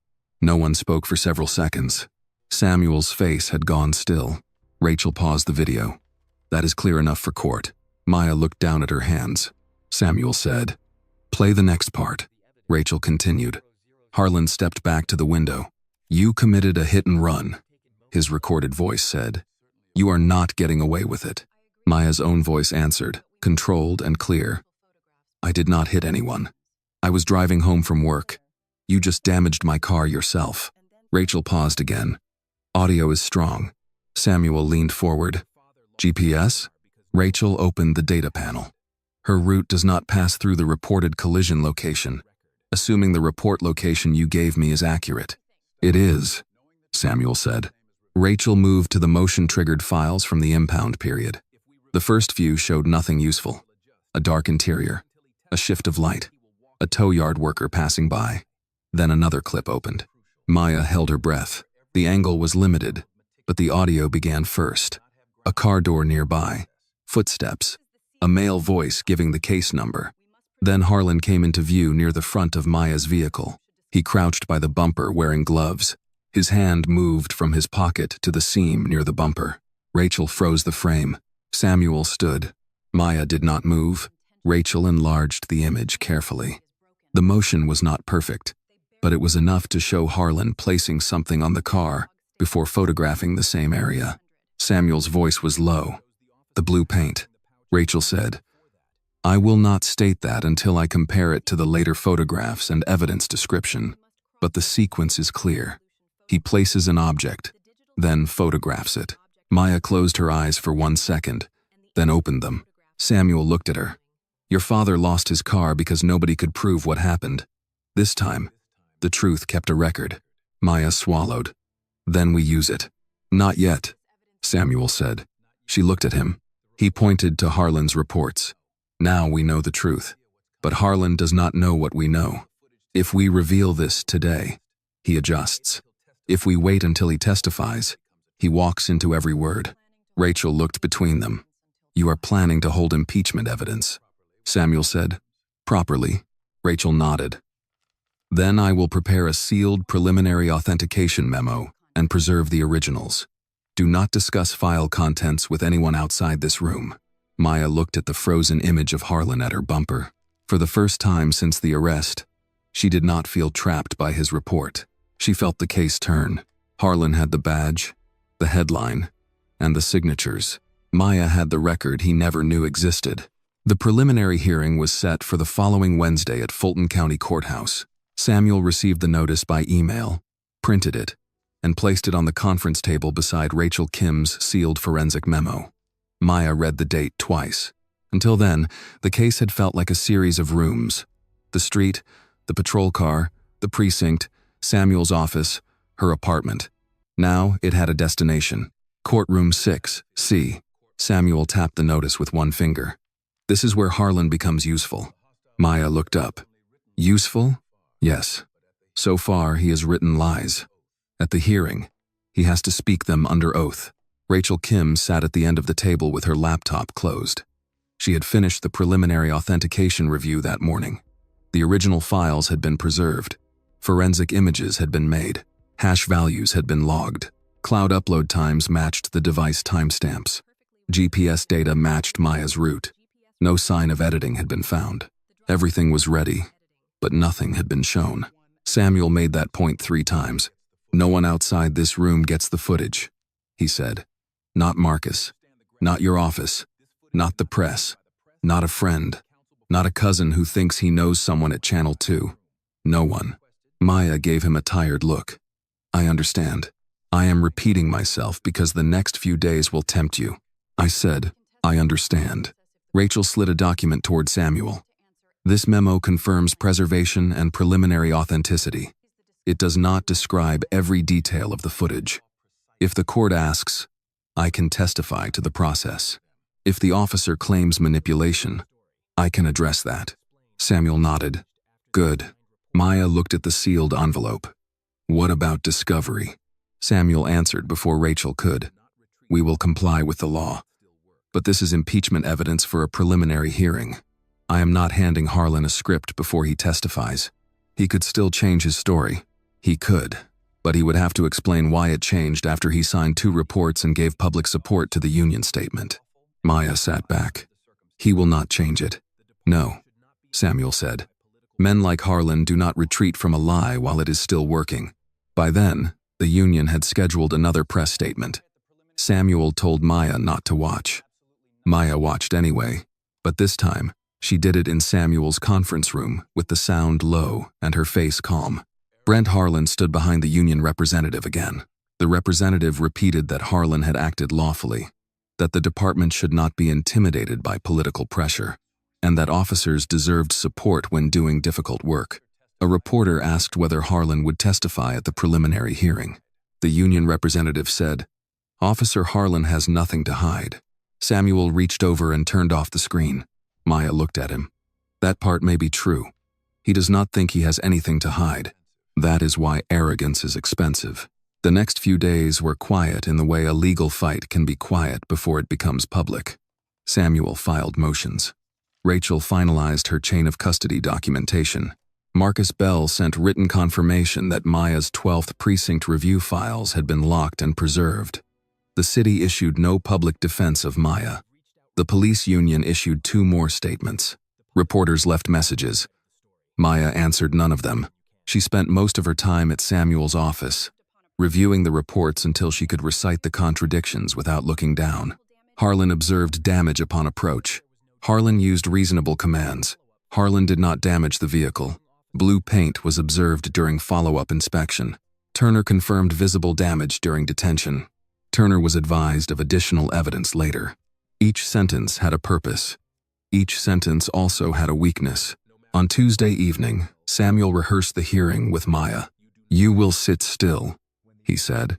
"I know. You will not shake your head when Harlan lies. I know. You will not whisper to me every time he says something false. I know. You will not look at the reporters." "Samuel," he paused. "Say it back to me." Maya exhaled. "I will sit still. I will not react. I will not whisper every time he lies. I will not look at the reporters." "Good," You are enjoying this too much. I enjoy clients who survive court. Maya folded her arms. What if the judge does not let you play the footage? She will. What if she says it should have been disclosed earlier? I will argue impeachment. Rachel's memo supports authenticity. Harlan's testimony will open the door. We are not presenting a surprise theory. We are challenging a witness who is lying. What if Harlan says he made a mistake? Then I ask why the mistake appears in the report, in the supplemental, in the impound log answer, in the paint claim, and under oath. Maya nodded slowly. Samuel leaned back. Today is not about anger. Today is about the record. Maya repeated it quietly. The record. That is where he tried to bury you. That is where we answer. That night, Maya went home but did not sleep much. She laid out a navy suit, a white blouse, and simple black heels. She chose small earrings and no bright lipstick, not because she owed anyone a softened version of herself, but because she knew how courtrooms worked. She wanted nothing to distract from the facts. Before leaving the next morning, she opened a kitchen drawer and took out an old envelope. Inside was the tow receipt from her father's case. He had given it to her when she graduated law school. The paper was worn at the folds. She did not bring it to court as evidence. It had nothing to do with Harlan's case, but she held it for a moment before putting it back. Her father had once paid for a lie because the record stood against him. Maya locked the drawer and left. Samuel met her outside the courthouse entrance. He wore a charcoal suit and carried one briefcase. Rachel Kim stood beside him with the sealed evidence materials in a hard case. She greeted Maya with a simple nod. You ready? Samuel asked. No, Maya said. But the evidence is. That is enough. Inside the courthouse, Maya followed Samuel through security. A few reporters recognized her and called her name. Maya, did you flee the scene? Do you still deny the charge? Are you accusing Officer Harlan of misconduct? Samuel did not slow down. Maya kept walking. She did not answer. She did not look toward the cameras. She let Samuel's shoulder guide the pace. On the 6th floor, the hallway outside courtroom 6C was already crowded. Uniformed officers stood together near one wall. A police union attorney spoke quietly with Harlan. Eli Turner sat alone on a bench, hands clasped, eyes fixed on the floor. Maya saw him. He looked up. For a moment, neither of them spoke. Then Eli looked away. Samuel noticed. Not now. I know. Harlan stood when Maya approached the courtroom doors. He looked rested, confident, and slightly amused. Big day, counselor, he said. Samuel stepped between them. Officer Harlan, do not speak to my client. Harlan smiled. Just being polite. Maya looked at him once, then looked away. Courtroom 6C opened at 9. Judge Eleanor Whitmore took the bench at 9:30. She was in her early 60s, direct in posture, and known for moving hearings without patience for performance. When she entered, everyone stood. Be seated, she said. The courtroom settled. The special prosecutor called the case. The charge was read. Maya sat beside Samuel with her hands folded on the table. Judge Whitmore looked over the file. This is a preliminary probable cause hearing. I do not want speeches. I want evidence. Samuel stood. Understood, Your Honor. The prosecutor rose. The state calls Officer Brent Harlan. Harlan walked to the witness stand. He raised his right hand and swore to tell the truth. Maya watched him take the oath. For 2 days, she had listened to Samuel tell her that the record mattered. Now Harlan was about to add his voice to it. He sat, adjusted the microphone, and looked toward the prosecutor. Samuel opened his legal pad. Maya stayed still. The lie was about to finish. The prosecutor approached the witness stand with a thin folder and a careful expression. Please state your name and occupation for the record. Officer Brent Harlan, Harlan said. Atlanta Police Department, 12th Precinct.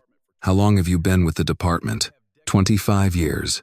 And in those 25 years, have you conducted traffic stops and accident investigations? Thousands.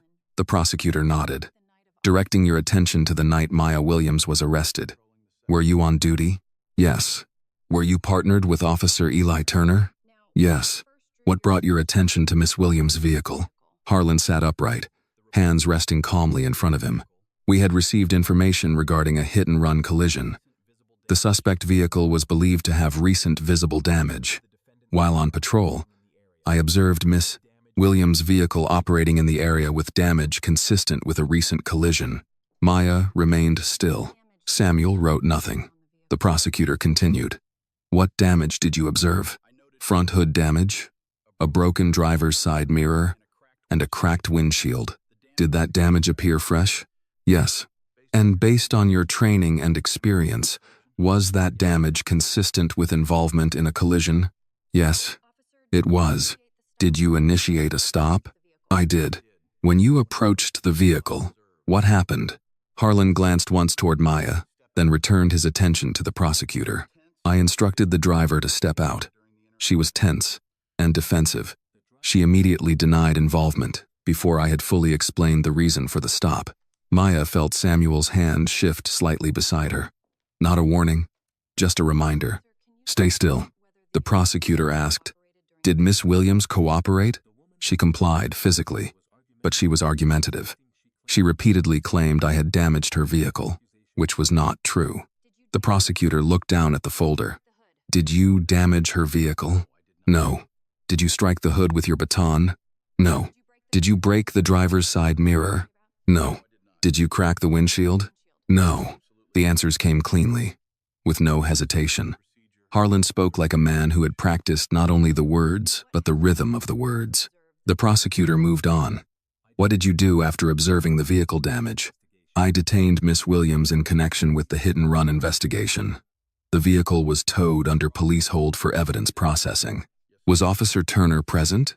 Yes. Did Officer Turner assist you? Yes. He assisted at the scene, and later completed a supplemental report. The prosecutor lifted a document. Your Honor, the state has Officer Turner's supplemental report, indicating he observed visible damage during the detention. Judge Whitmore looked at Samuel. Any objection at this stage? Samuel stood.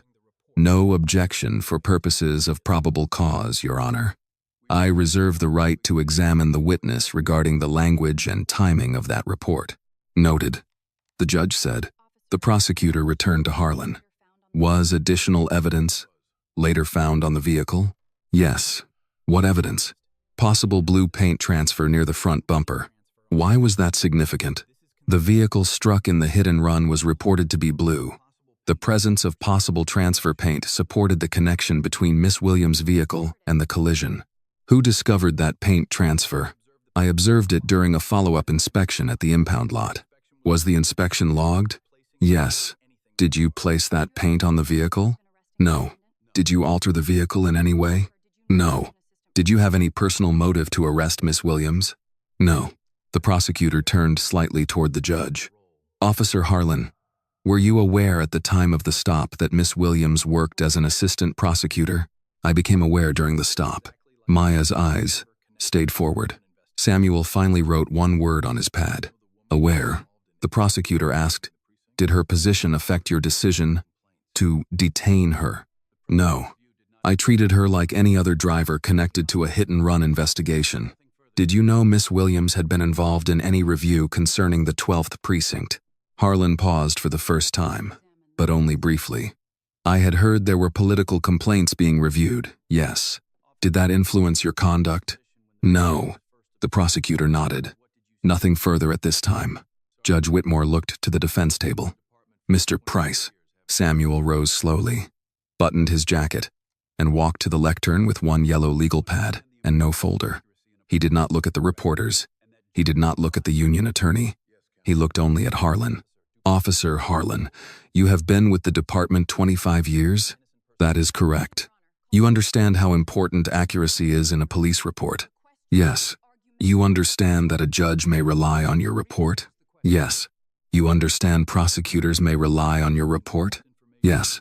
You understand an innocent person can be charged if an officer puts false information in a report? The prosecutor stood. Objection. Argumentative. Judge Whitmore looked at Samuel. Rephrase. Samuel nodded. Officer Harlan, false information in a police report can affect whether a person is charged with a crime, correct? Harlan's jaw moved slightly. Yes. And you signed your report in this case? Yes. And you reviewed it before signing? Yes. You also testified today under oath? Yes. Meaning your answers today carry the same obligation to tell the truth? Yes.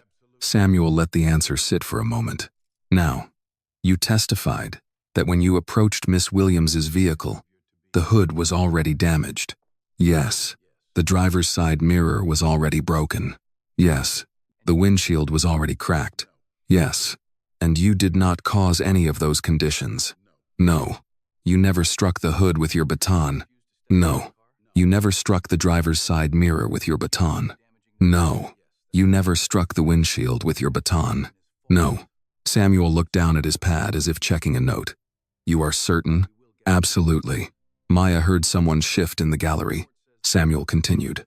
You also testified that Miss Williams immediately denied involvement before you explained the reason for the stop. That is correct. She was defensive? Yes. Argumentative? Yes. Did she ever threaten you? No. Did she ever attempt to flee? No. Did she ever refuse to step out of the car? No. She stepped out when ordered. Did she tell you that you had damaged her vehicle? Yes. Falsely. Samuel nodded. Falsely. According to you. According to the facts. We will get to the facts. Harlan's eyes narrowed. Samuel picked up the arrest report from the prosecutor's exhibit stack. In your report, you wrote that the vehicle damage was visible upon your initial approach. Yes. That means before any physical contact between you and the vehicle. Yes. And in your testimony today, you are confirming that statement. Yes. Samuel turned a page. Let's talk about the blue paint. You accessed Miss Williams' vehicle at South Lot after it had been towed. Yes. After my preservation notice had been sent. I do not know when you sent anything. You were told by the impound clerk that counsel had sent a preservation notice, correct? Harlan hesitated. She mentioned something. Something from Samuel Price? I believe so. And after that, you went to the vehicle. Yes. You wore gloves. Yes. You photographed the vehicle. Yes. You later reported possible blue paint transfer near the front bumper.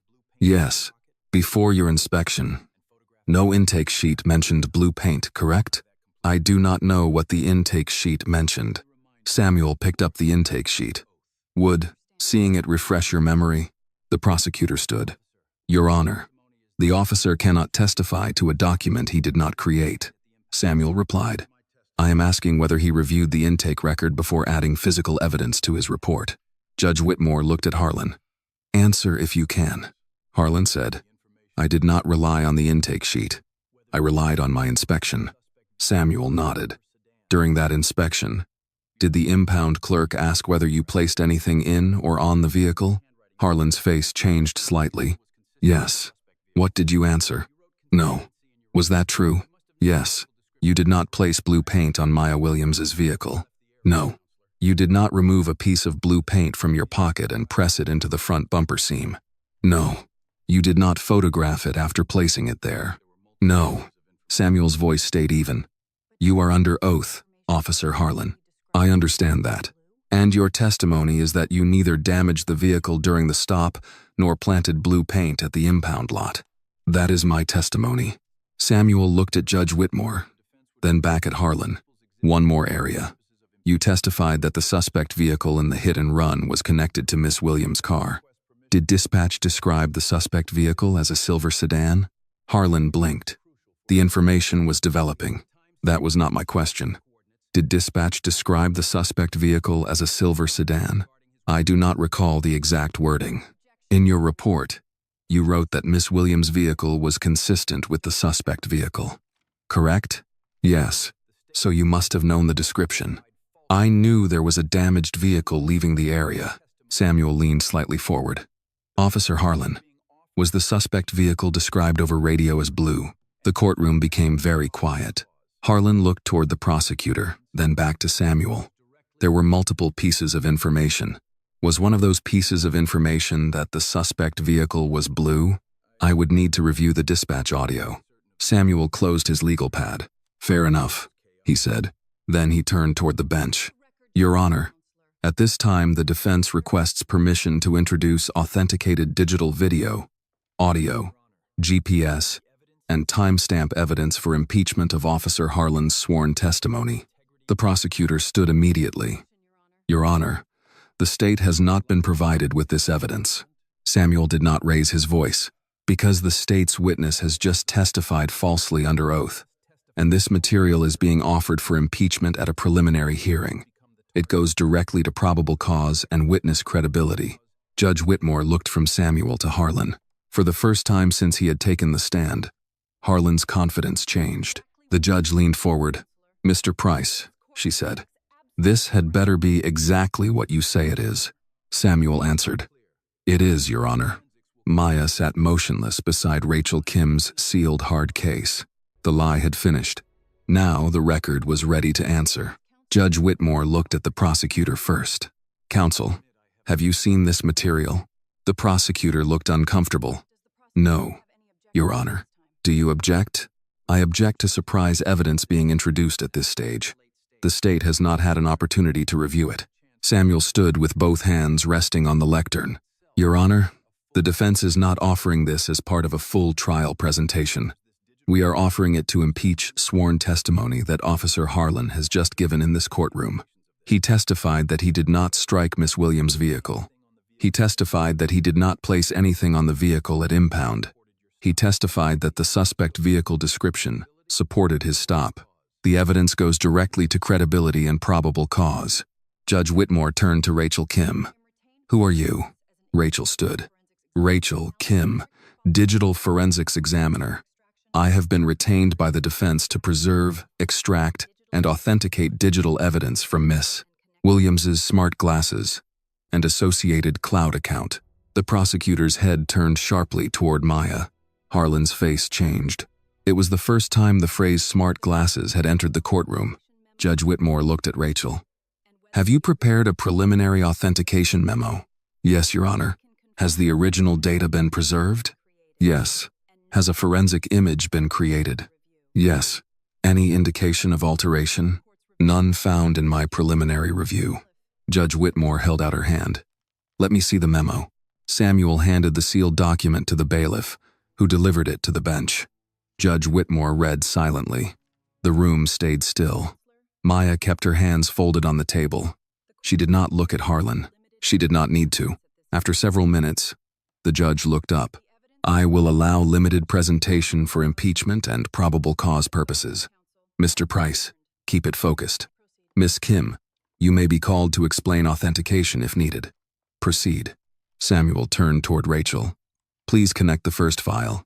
Rachel opened her hard case, removed a laptop and cable, and connected to the courtroom display. The monitor came on.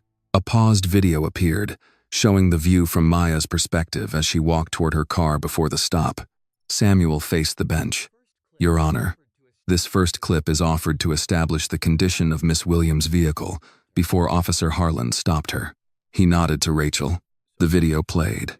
Maya's car appeared in the city office parking area. The hood was intact. The driver's side mirror was intact. The windshield was intact.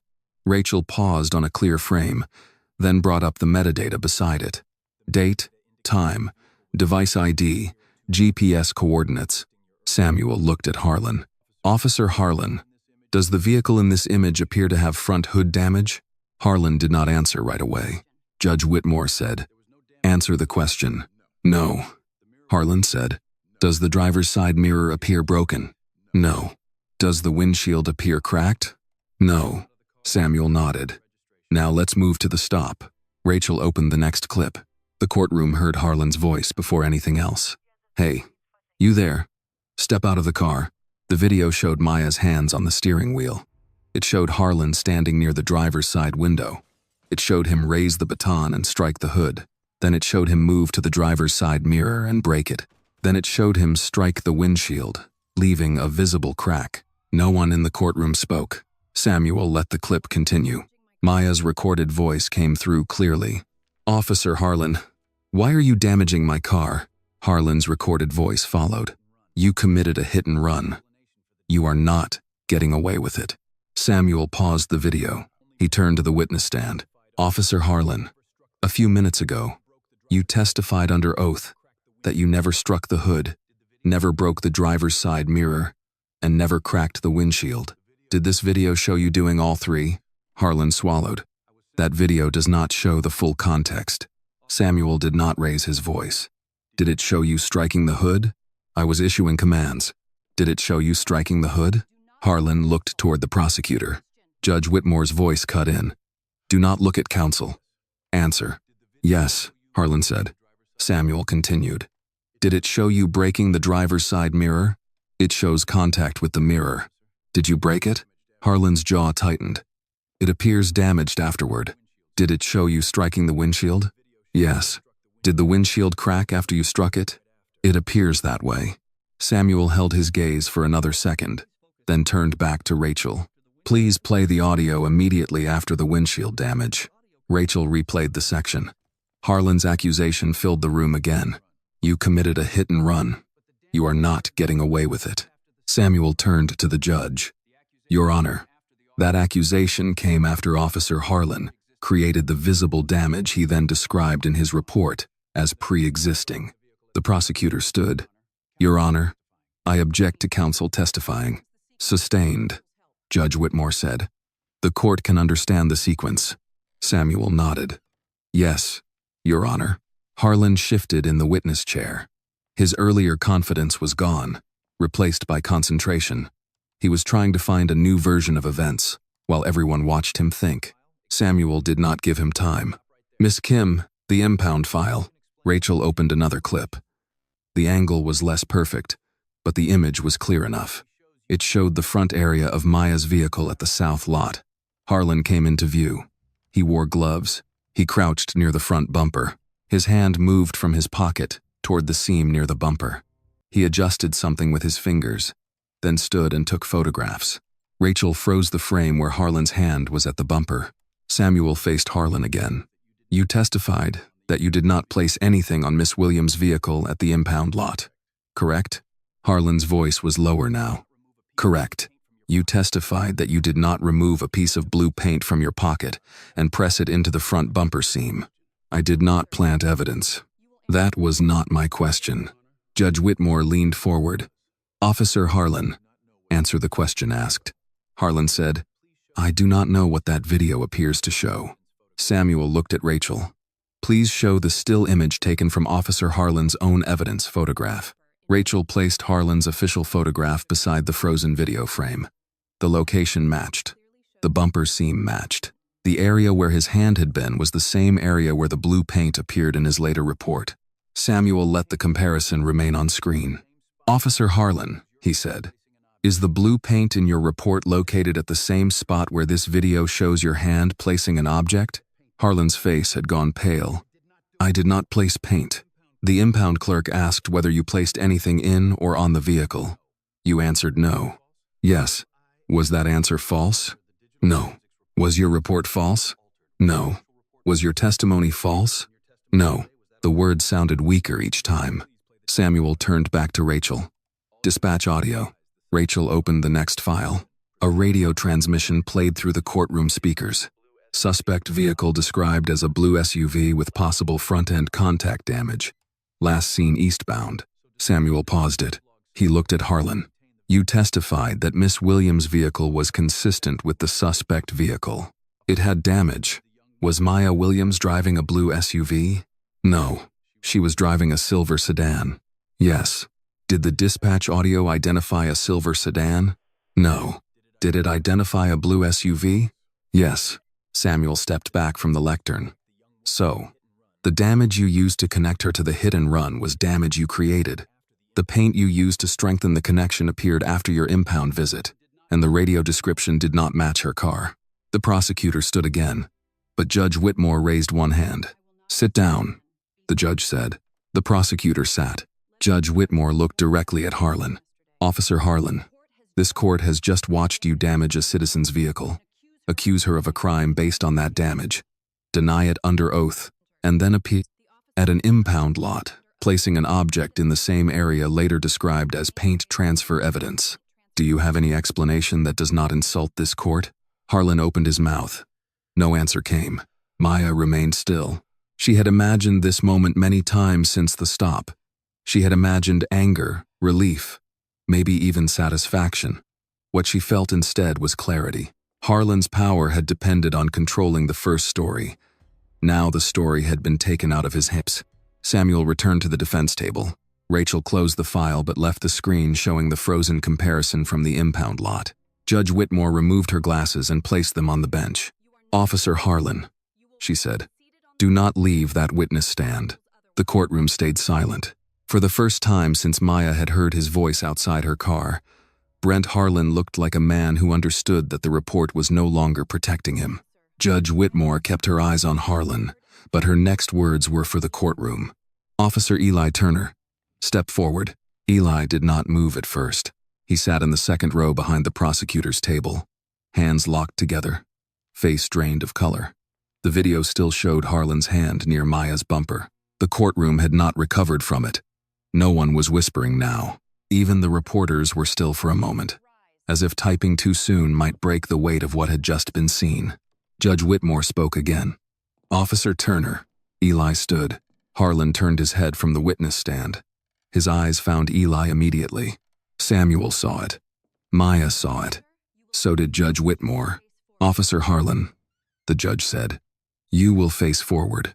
Harlan slowly turned back. Eli walked to the front of the courtroom.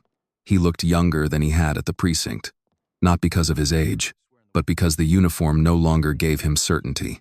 He stopped beside the witness stand. Judge Whitmore pointed to the clerk. "Swear him in." Eli raised his right hand. His voice almost failed on the oath, but he completed it.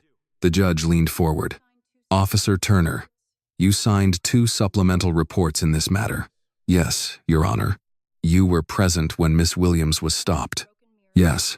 "You heard Officer Harlan testify that the hood damage, broken mirror, and cracked windshield existed before he approached the vehicle." Eli swallowed. "Yes." "You have now seen the video." "Yes." Judge Whitmore's voice stayed controlled. "Before I ask another question, I am advising you to think very carefully. You are under oath. If you lie, this court will treat it seriously. Do you understand?" Eli looked at the judge. "I understand." "Did Officer Harlan strike Maya Williams' vehicle with his baton?" Eli closed his eyes for half a second. Then he opened them. "Yes." A sound moved through the courtroom. Not loud, but immediate. Judge Whitmore raised one hand. "Quiet." She turned back to Eli. "Did you see him strike the hood?" "Yes." "Did you see him break the driver's side mirror?" "Yes." "Did you see him strike the windshield?" "Yes." "Was the vehicle damaged in those ways before he approached it?" Eli looked down. "No." Harlan shifted in the witness stand. "Your Honor, this kid is confused." Judge Whitmore's head snapped toward him. "Officer Harlan, one more word, and I will have you removed before I am finished with you." Harlan stopped. Judge Whitmore returned to Eli. "Officer Turner, why did your report not say that Officer Harlan damaged the vehicle?" Eli's throat worked. "Because he told me not to." "Did he pressure you to sign?" "Yes." "How?" Eli looked toward Harlan, then forced himself to look at the judge. "He said if I did not back him, I would be finished in the department. He said nobody would trust me. He said I had already been part of the stop, so if I changed my story, I would go down with him." Samuel stood. "Your Honor, may I ask a few questions?" Judge Whitmore looked at the prosecutor first. The prosecutor did not object. He looked more like a man trying to understand how his case had collapsed while he was holding it. "Proceed," the judge said. Samuel approached the lectern. His voice was calm. "Officer Turner, did Miss Williams threaten either you or Officer Harlan during the stop?" "No." "Did she attempt to flee?" "No." "Did she refuse to step out of the vehicle?" "No." "Did she tell Officer Harlan that he had damaged her car?" "Yes." "Was that statement true?" Eli's answer came quietly. "Yes." Samuel let the words settle. "Did dispatch describe the hit-and-run suspect vehicle as Maya Williams' vehicle?" "No." "What did dispatch describe?" "A blue SUV with front-end damage." "Was Miss Williams driving a blue SUV?" "No." "She was driving a silver sedan." Samuel nodded. "Now, regarding the blue paint, were you present when Officer Harlan later claimed to discover paint transfer at the impound lot?" "No." Did you personally observe blue paint on Miss Williams' vehicle at the scene? No. Did you personally observe blue paint on her vehicle before it was towed? No. Did Officer Harlan later ask you to sign a second supplemental report connecting you to that follow-up evidence? Yes. Did you feel free to refuse? Eli took a breath. No. Samuel stepped back. Thank you. The prosecutor stood slowly. Officer Turner, why did you not come forward sooner? Eli looked at him. That question seemed to hurt more than the others. Because I was scared. Scared of what? Of losing my job. Of being labeled a rat. Of calling out a senior officer and finding out nobody cared. Eli's voice shook, but he kept going. And then, after I signed the first report, I was scared of admitting I had signed something wrong. The prosecutor asked, did Miss Williams or Mr. Price pressure you to testify this way? No. Did anyone from the defense contact you? No.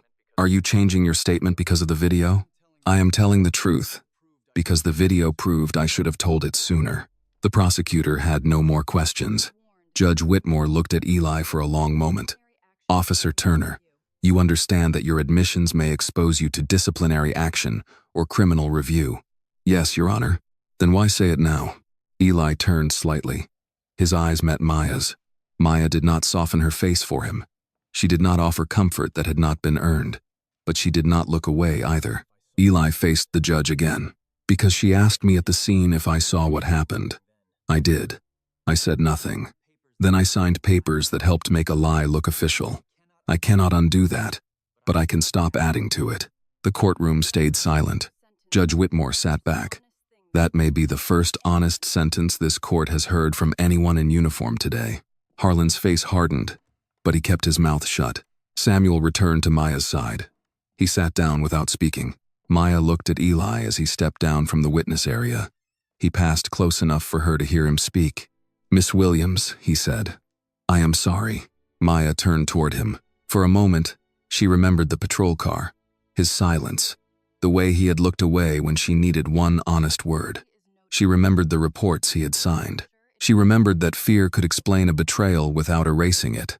Put it in your official statement, she said. Eli nodded. I will. He walked back to his seat, but he did not sit near the officers this time. He sat alone. Judge Whitmore turned her attention to the prosecutor. Counsel, based on the evidence presented, does the state still intend to argue probable cause against Miss Williams? The prosecutor stood. His face was tight with embarrassment, but he did not try to defend what could no longer be defended. No, Your Honor. In light of the video evidence and Officer Turner's testimony, the state withdraws its probable cause argument at this time. A controlled wave of reaction moved through the gallery. Judge Whitmore looked at Maya. Miss Williams, the complaint against you is dismissed for lack of probable cause. The court will issue a written order. Maya heard the words clearly. Dismissed. For lack of probable cause. Her shoulders did not drop. She did not cry. She did not smile. She had been waiting for the truth to enter the record, and now it had. But Judge Whitmore was not finished. She looked back at Harlan. Officer Brent Harlan remained seated. Harlan gripped the arms of the witness chair. Judge Whitmore's voice lowered. This hearing is no longer only about Maya Williams. The room understood what that meant before she said another word. Harlan had come to court as a witness. He was about to leave it as something else. Judge Whitmore let the silence hold for several seconds. Then she turned to the bailiff. Secure Officer Harlan's service weapon. Harlan's head snapped up. Your Honor, do not speak unless I ask you a question. The bailiff moved to the witness stand. A second court officer stepped forward from the side wall. Harlan looked from one to the other, then toward the union attorney, seated behind the prosecutor's table. The union attorney did not stand. Judge Whitmore looked down at the file, then at Harlan. Officer Brent Harlan, this court has heard sworn testimony from you denying that you damaged Miss Williams's vehicle. This court then viewed authenticated footage showing you striking the hood, breaking the driver's side mirror, and cracking the windshield. This court heard you deny placing anything on Miss Williams' vehicle at the impound lot. This court then viewed footage showing you placing an object at the same location later described in your report as blue paint transfer. This court has also heard Officer Turner testify that he was pressured to sign reports that supported a false account. Harlan gripped the edge of the witness stand. That video does not show everything. Judge Whitmore's eyes hardened. It showed enough. The bailiff removed Harlan's sidearm and handed it to the second officer. Harlan's face flushed, but he did not move. Judge Whitmore continued, "I am ordering that Officer Brent Harlan be taken into custody for direct criminal contempt based on false testimony given before this court. I am further referring this matter to the District Attorney's Office and appropriate state and federal authorities for investigation of perjury, evidence tampering, filing a false report, obstruction of justice, witness intimidation, malicious prosecution, and potential civil rights violations under color of law." The courtroom reacted, but no one spoke loudly. The judge had made it clear that she would not tolerate disorder. Harlan stood as the bailiff reached for his arm. "You cannot do this," he said, this time to the union attorney, not the judge. "Tell them." The union attorney remained seated. His face had the careful blankness of a man already separating himself from a sinking case. Harlan turned toward the officers in the gallery. Some looked down. Others looked away. No one stepped forward. For the first time, Maya saw him understand the difference between loyalty and protection. Loyalty had lasted while he was useful. Protection ended the moment the truth became public. The bailiff placed handcuffs on Harlan. The sound was ordinary. Maya had heard it behind her own back days earlier. Now the same kind of metal closed around the wrists of the man who had used his badge to put her there. Harlan looked at her as they led him down from the stand. Maya did not smile. He wanted anger. He wanted triumph. He wanted something he could carry away and call hatred. She gave him nothing except her attention. When he passed the defense table, he spoke through clenched teeth. "You think this is over?" Maya answered quietly. "No. I think it finally started." The bailiff took him through the side door. Judge Whitmore turned back to the courtroom. "Miss Williams, you are free to go. The court's written order dismissing the complaint will be entered today. Mr. Price, I expect your office to cooperate with investigators regarding the digital evidence." Samuel stood. "We will, Your Honor." The judge looked at Eli Turner. "Officer Turner, you are not leaving this courthouse until investigators take your full statement. You are to preserve all communications, notes, drafts, and messages related to this case." Eli stood. "Yes, Your Honor." "And Officer Turner?" "Yes, Your Honor. You will need more than apology. You will need truth, complete and documented." Eli nodded. "I understand." Court was adjourned. Reporters stood immediately, but Samuel guided Maya out through a side corridor with Rachel Kim behind them. Cameras called her name from the hallway. Maya kept walking until they reached a private conference room reserved for counsel. Only then did Samuel close the door and look at her. "It is dismissed." Maya nodded. "You heard the judge." "I heard her. You are allowed to breathe now." Maya looked down at her hands. They were steady, but her body felt as if it had been holding one position for days. "I do not feel relieved," she said. "You will. Later. I feel angry. That too. I feel like every report I ever read is looking back at me." Samuel did not answer quickly. Then he said, "Good. That means you remember why this matters." By the end of the day, the city issued a public statement acknowledging that all allegations against Maya Williams had been dismissed. Marcus Bell called Samuel first, then Maya. "I owe you an apology," Marcus said. "You owe me access to the 12th Precinct files." He paused. "You will have it, and I want Leonard Brooks' file on my desk first." Another pause. "The delivery driver?" "Yes." "Maya, this will become bigger than one officer." "It already is." Marcus exhaled. "Report to my office Monday. You are reinstated. The review is being expanded." "Not quietly," Maya said. "No," Marcus answered. "Not quietly." In the following weeks, Brent Harlan was suspended without pay, then formally terminated. State investigators opened a criminal case. Federal authorities requested records from the 12th Precinct. Every vehicle-related case with Harlan's name on it was flagged for review. Eli Turner gave a full statement and turned over messages showing how Harlan had pressured him. His own future remained uncertain. but he no longer hid behind the first lie. Maya returned to the city office with no speech and no celebration. Some coworkers greeted her with careful warmth. Some avoided her eyes. Marcus restored her access and assigned 2 additional attorneys to the review team. On her first morning back, Maya placed 3 files on her desk. Leonard Brooks, Maya Williams, Brent Harlan. She put the Leonard Brooks file on top. The old complaint was exactly as she remembered. A black delivery driver accused of leaving an accident scene. A vehicle taken to impound. Paint evidence added later. A supplemental report signed by Harlan. A plea entered because fighting would have cost more than surrender. A job lost because a record became heavier than the truth. Maya read the file twice. Then she called Samuel. "I found the first one," she said. "The first one we reopen?" "Yes." "Good. It will not be the last." "No," Samuel said. "It will not." Several months later, Maya visited Harlan at the county jail. Samuel told her she did not need to go. Marcus told her it was unwise. Maya went anyway. Harlan entered the visitation room in jail clothing. No badge, no duty belt, no union representative beside him. He sat across from her behind the glass and picked up the phone. "You came to laugh?" he asked.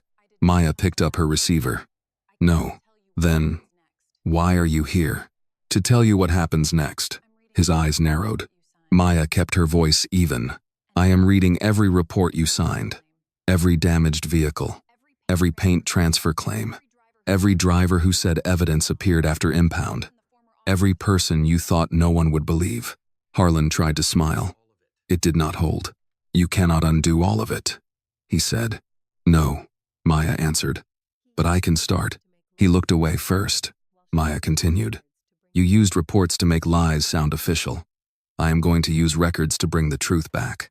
She hung up before he could answer. When Maya returned to her office that afternoon, the Leonard Brooks file was open on her desk. She sat down, picked up her pen, and wrote the first request for review. Justice had not arrived early. It had not arrived gently. It had come through records, testimony, fear, betrayal, and evidence strong enough to survive denial. For Maya Williams, clearing her name was no longer the end of the case. It was the beginning of everyone else's. The lesson from Maya Williams' story is simple but powerful. Truth does not always win because it speaks first. Sometimes truth wins because someone is patient enough, brave enough, and prepared enough to protect it until the right moment. A badge, a title, or a uniform should never be used to silence the innocent. And when people choose courage over fear, even one hidden lie can bring an entire wall of injustice down. Thank you for staying with us until the very end of this story. Your time, your attention, and your heart mean more than you know. If you enjoyed this way of storytelling, please share your thoughts with us. Was the pacing clear? Did the characters feel real? Was the ending satisfying?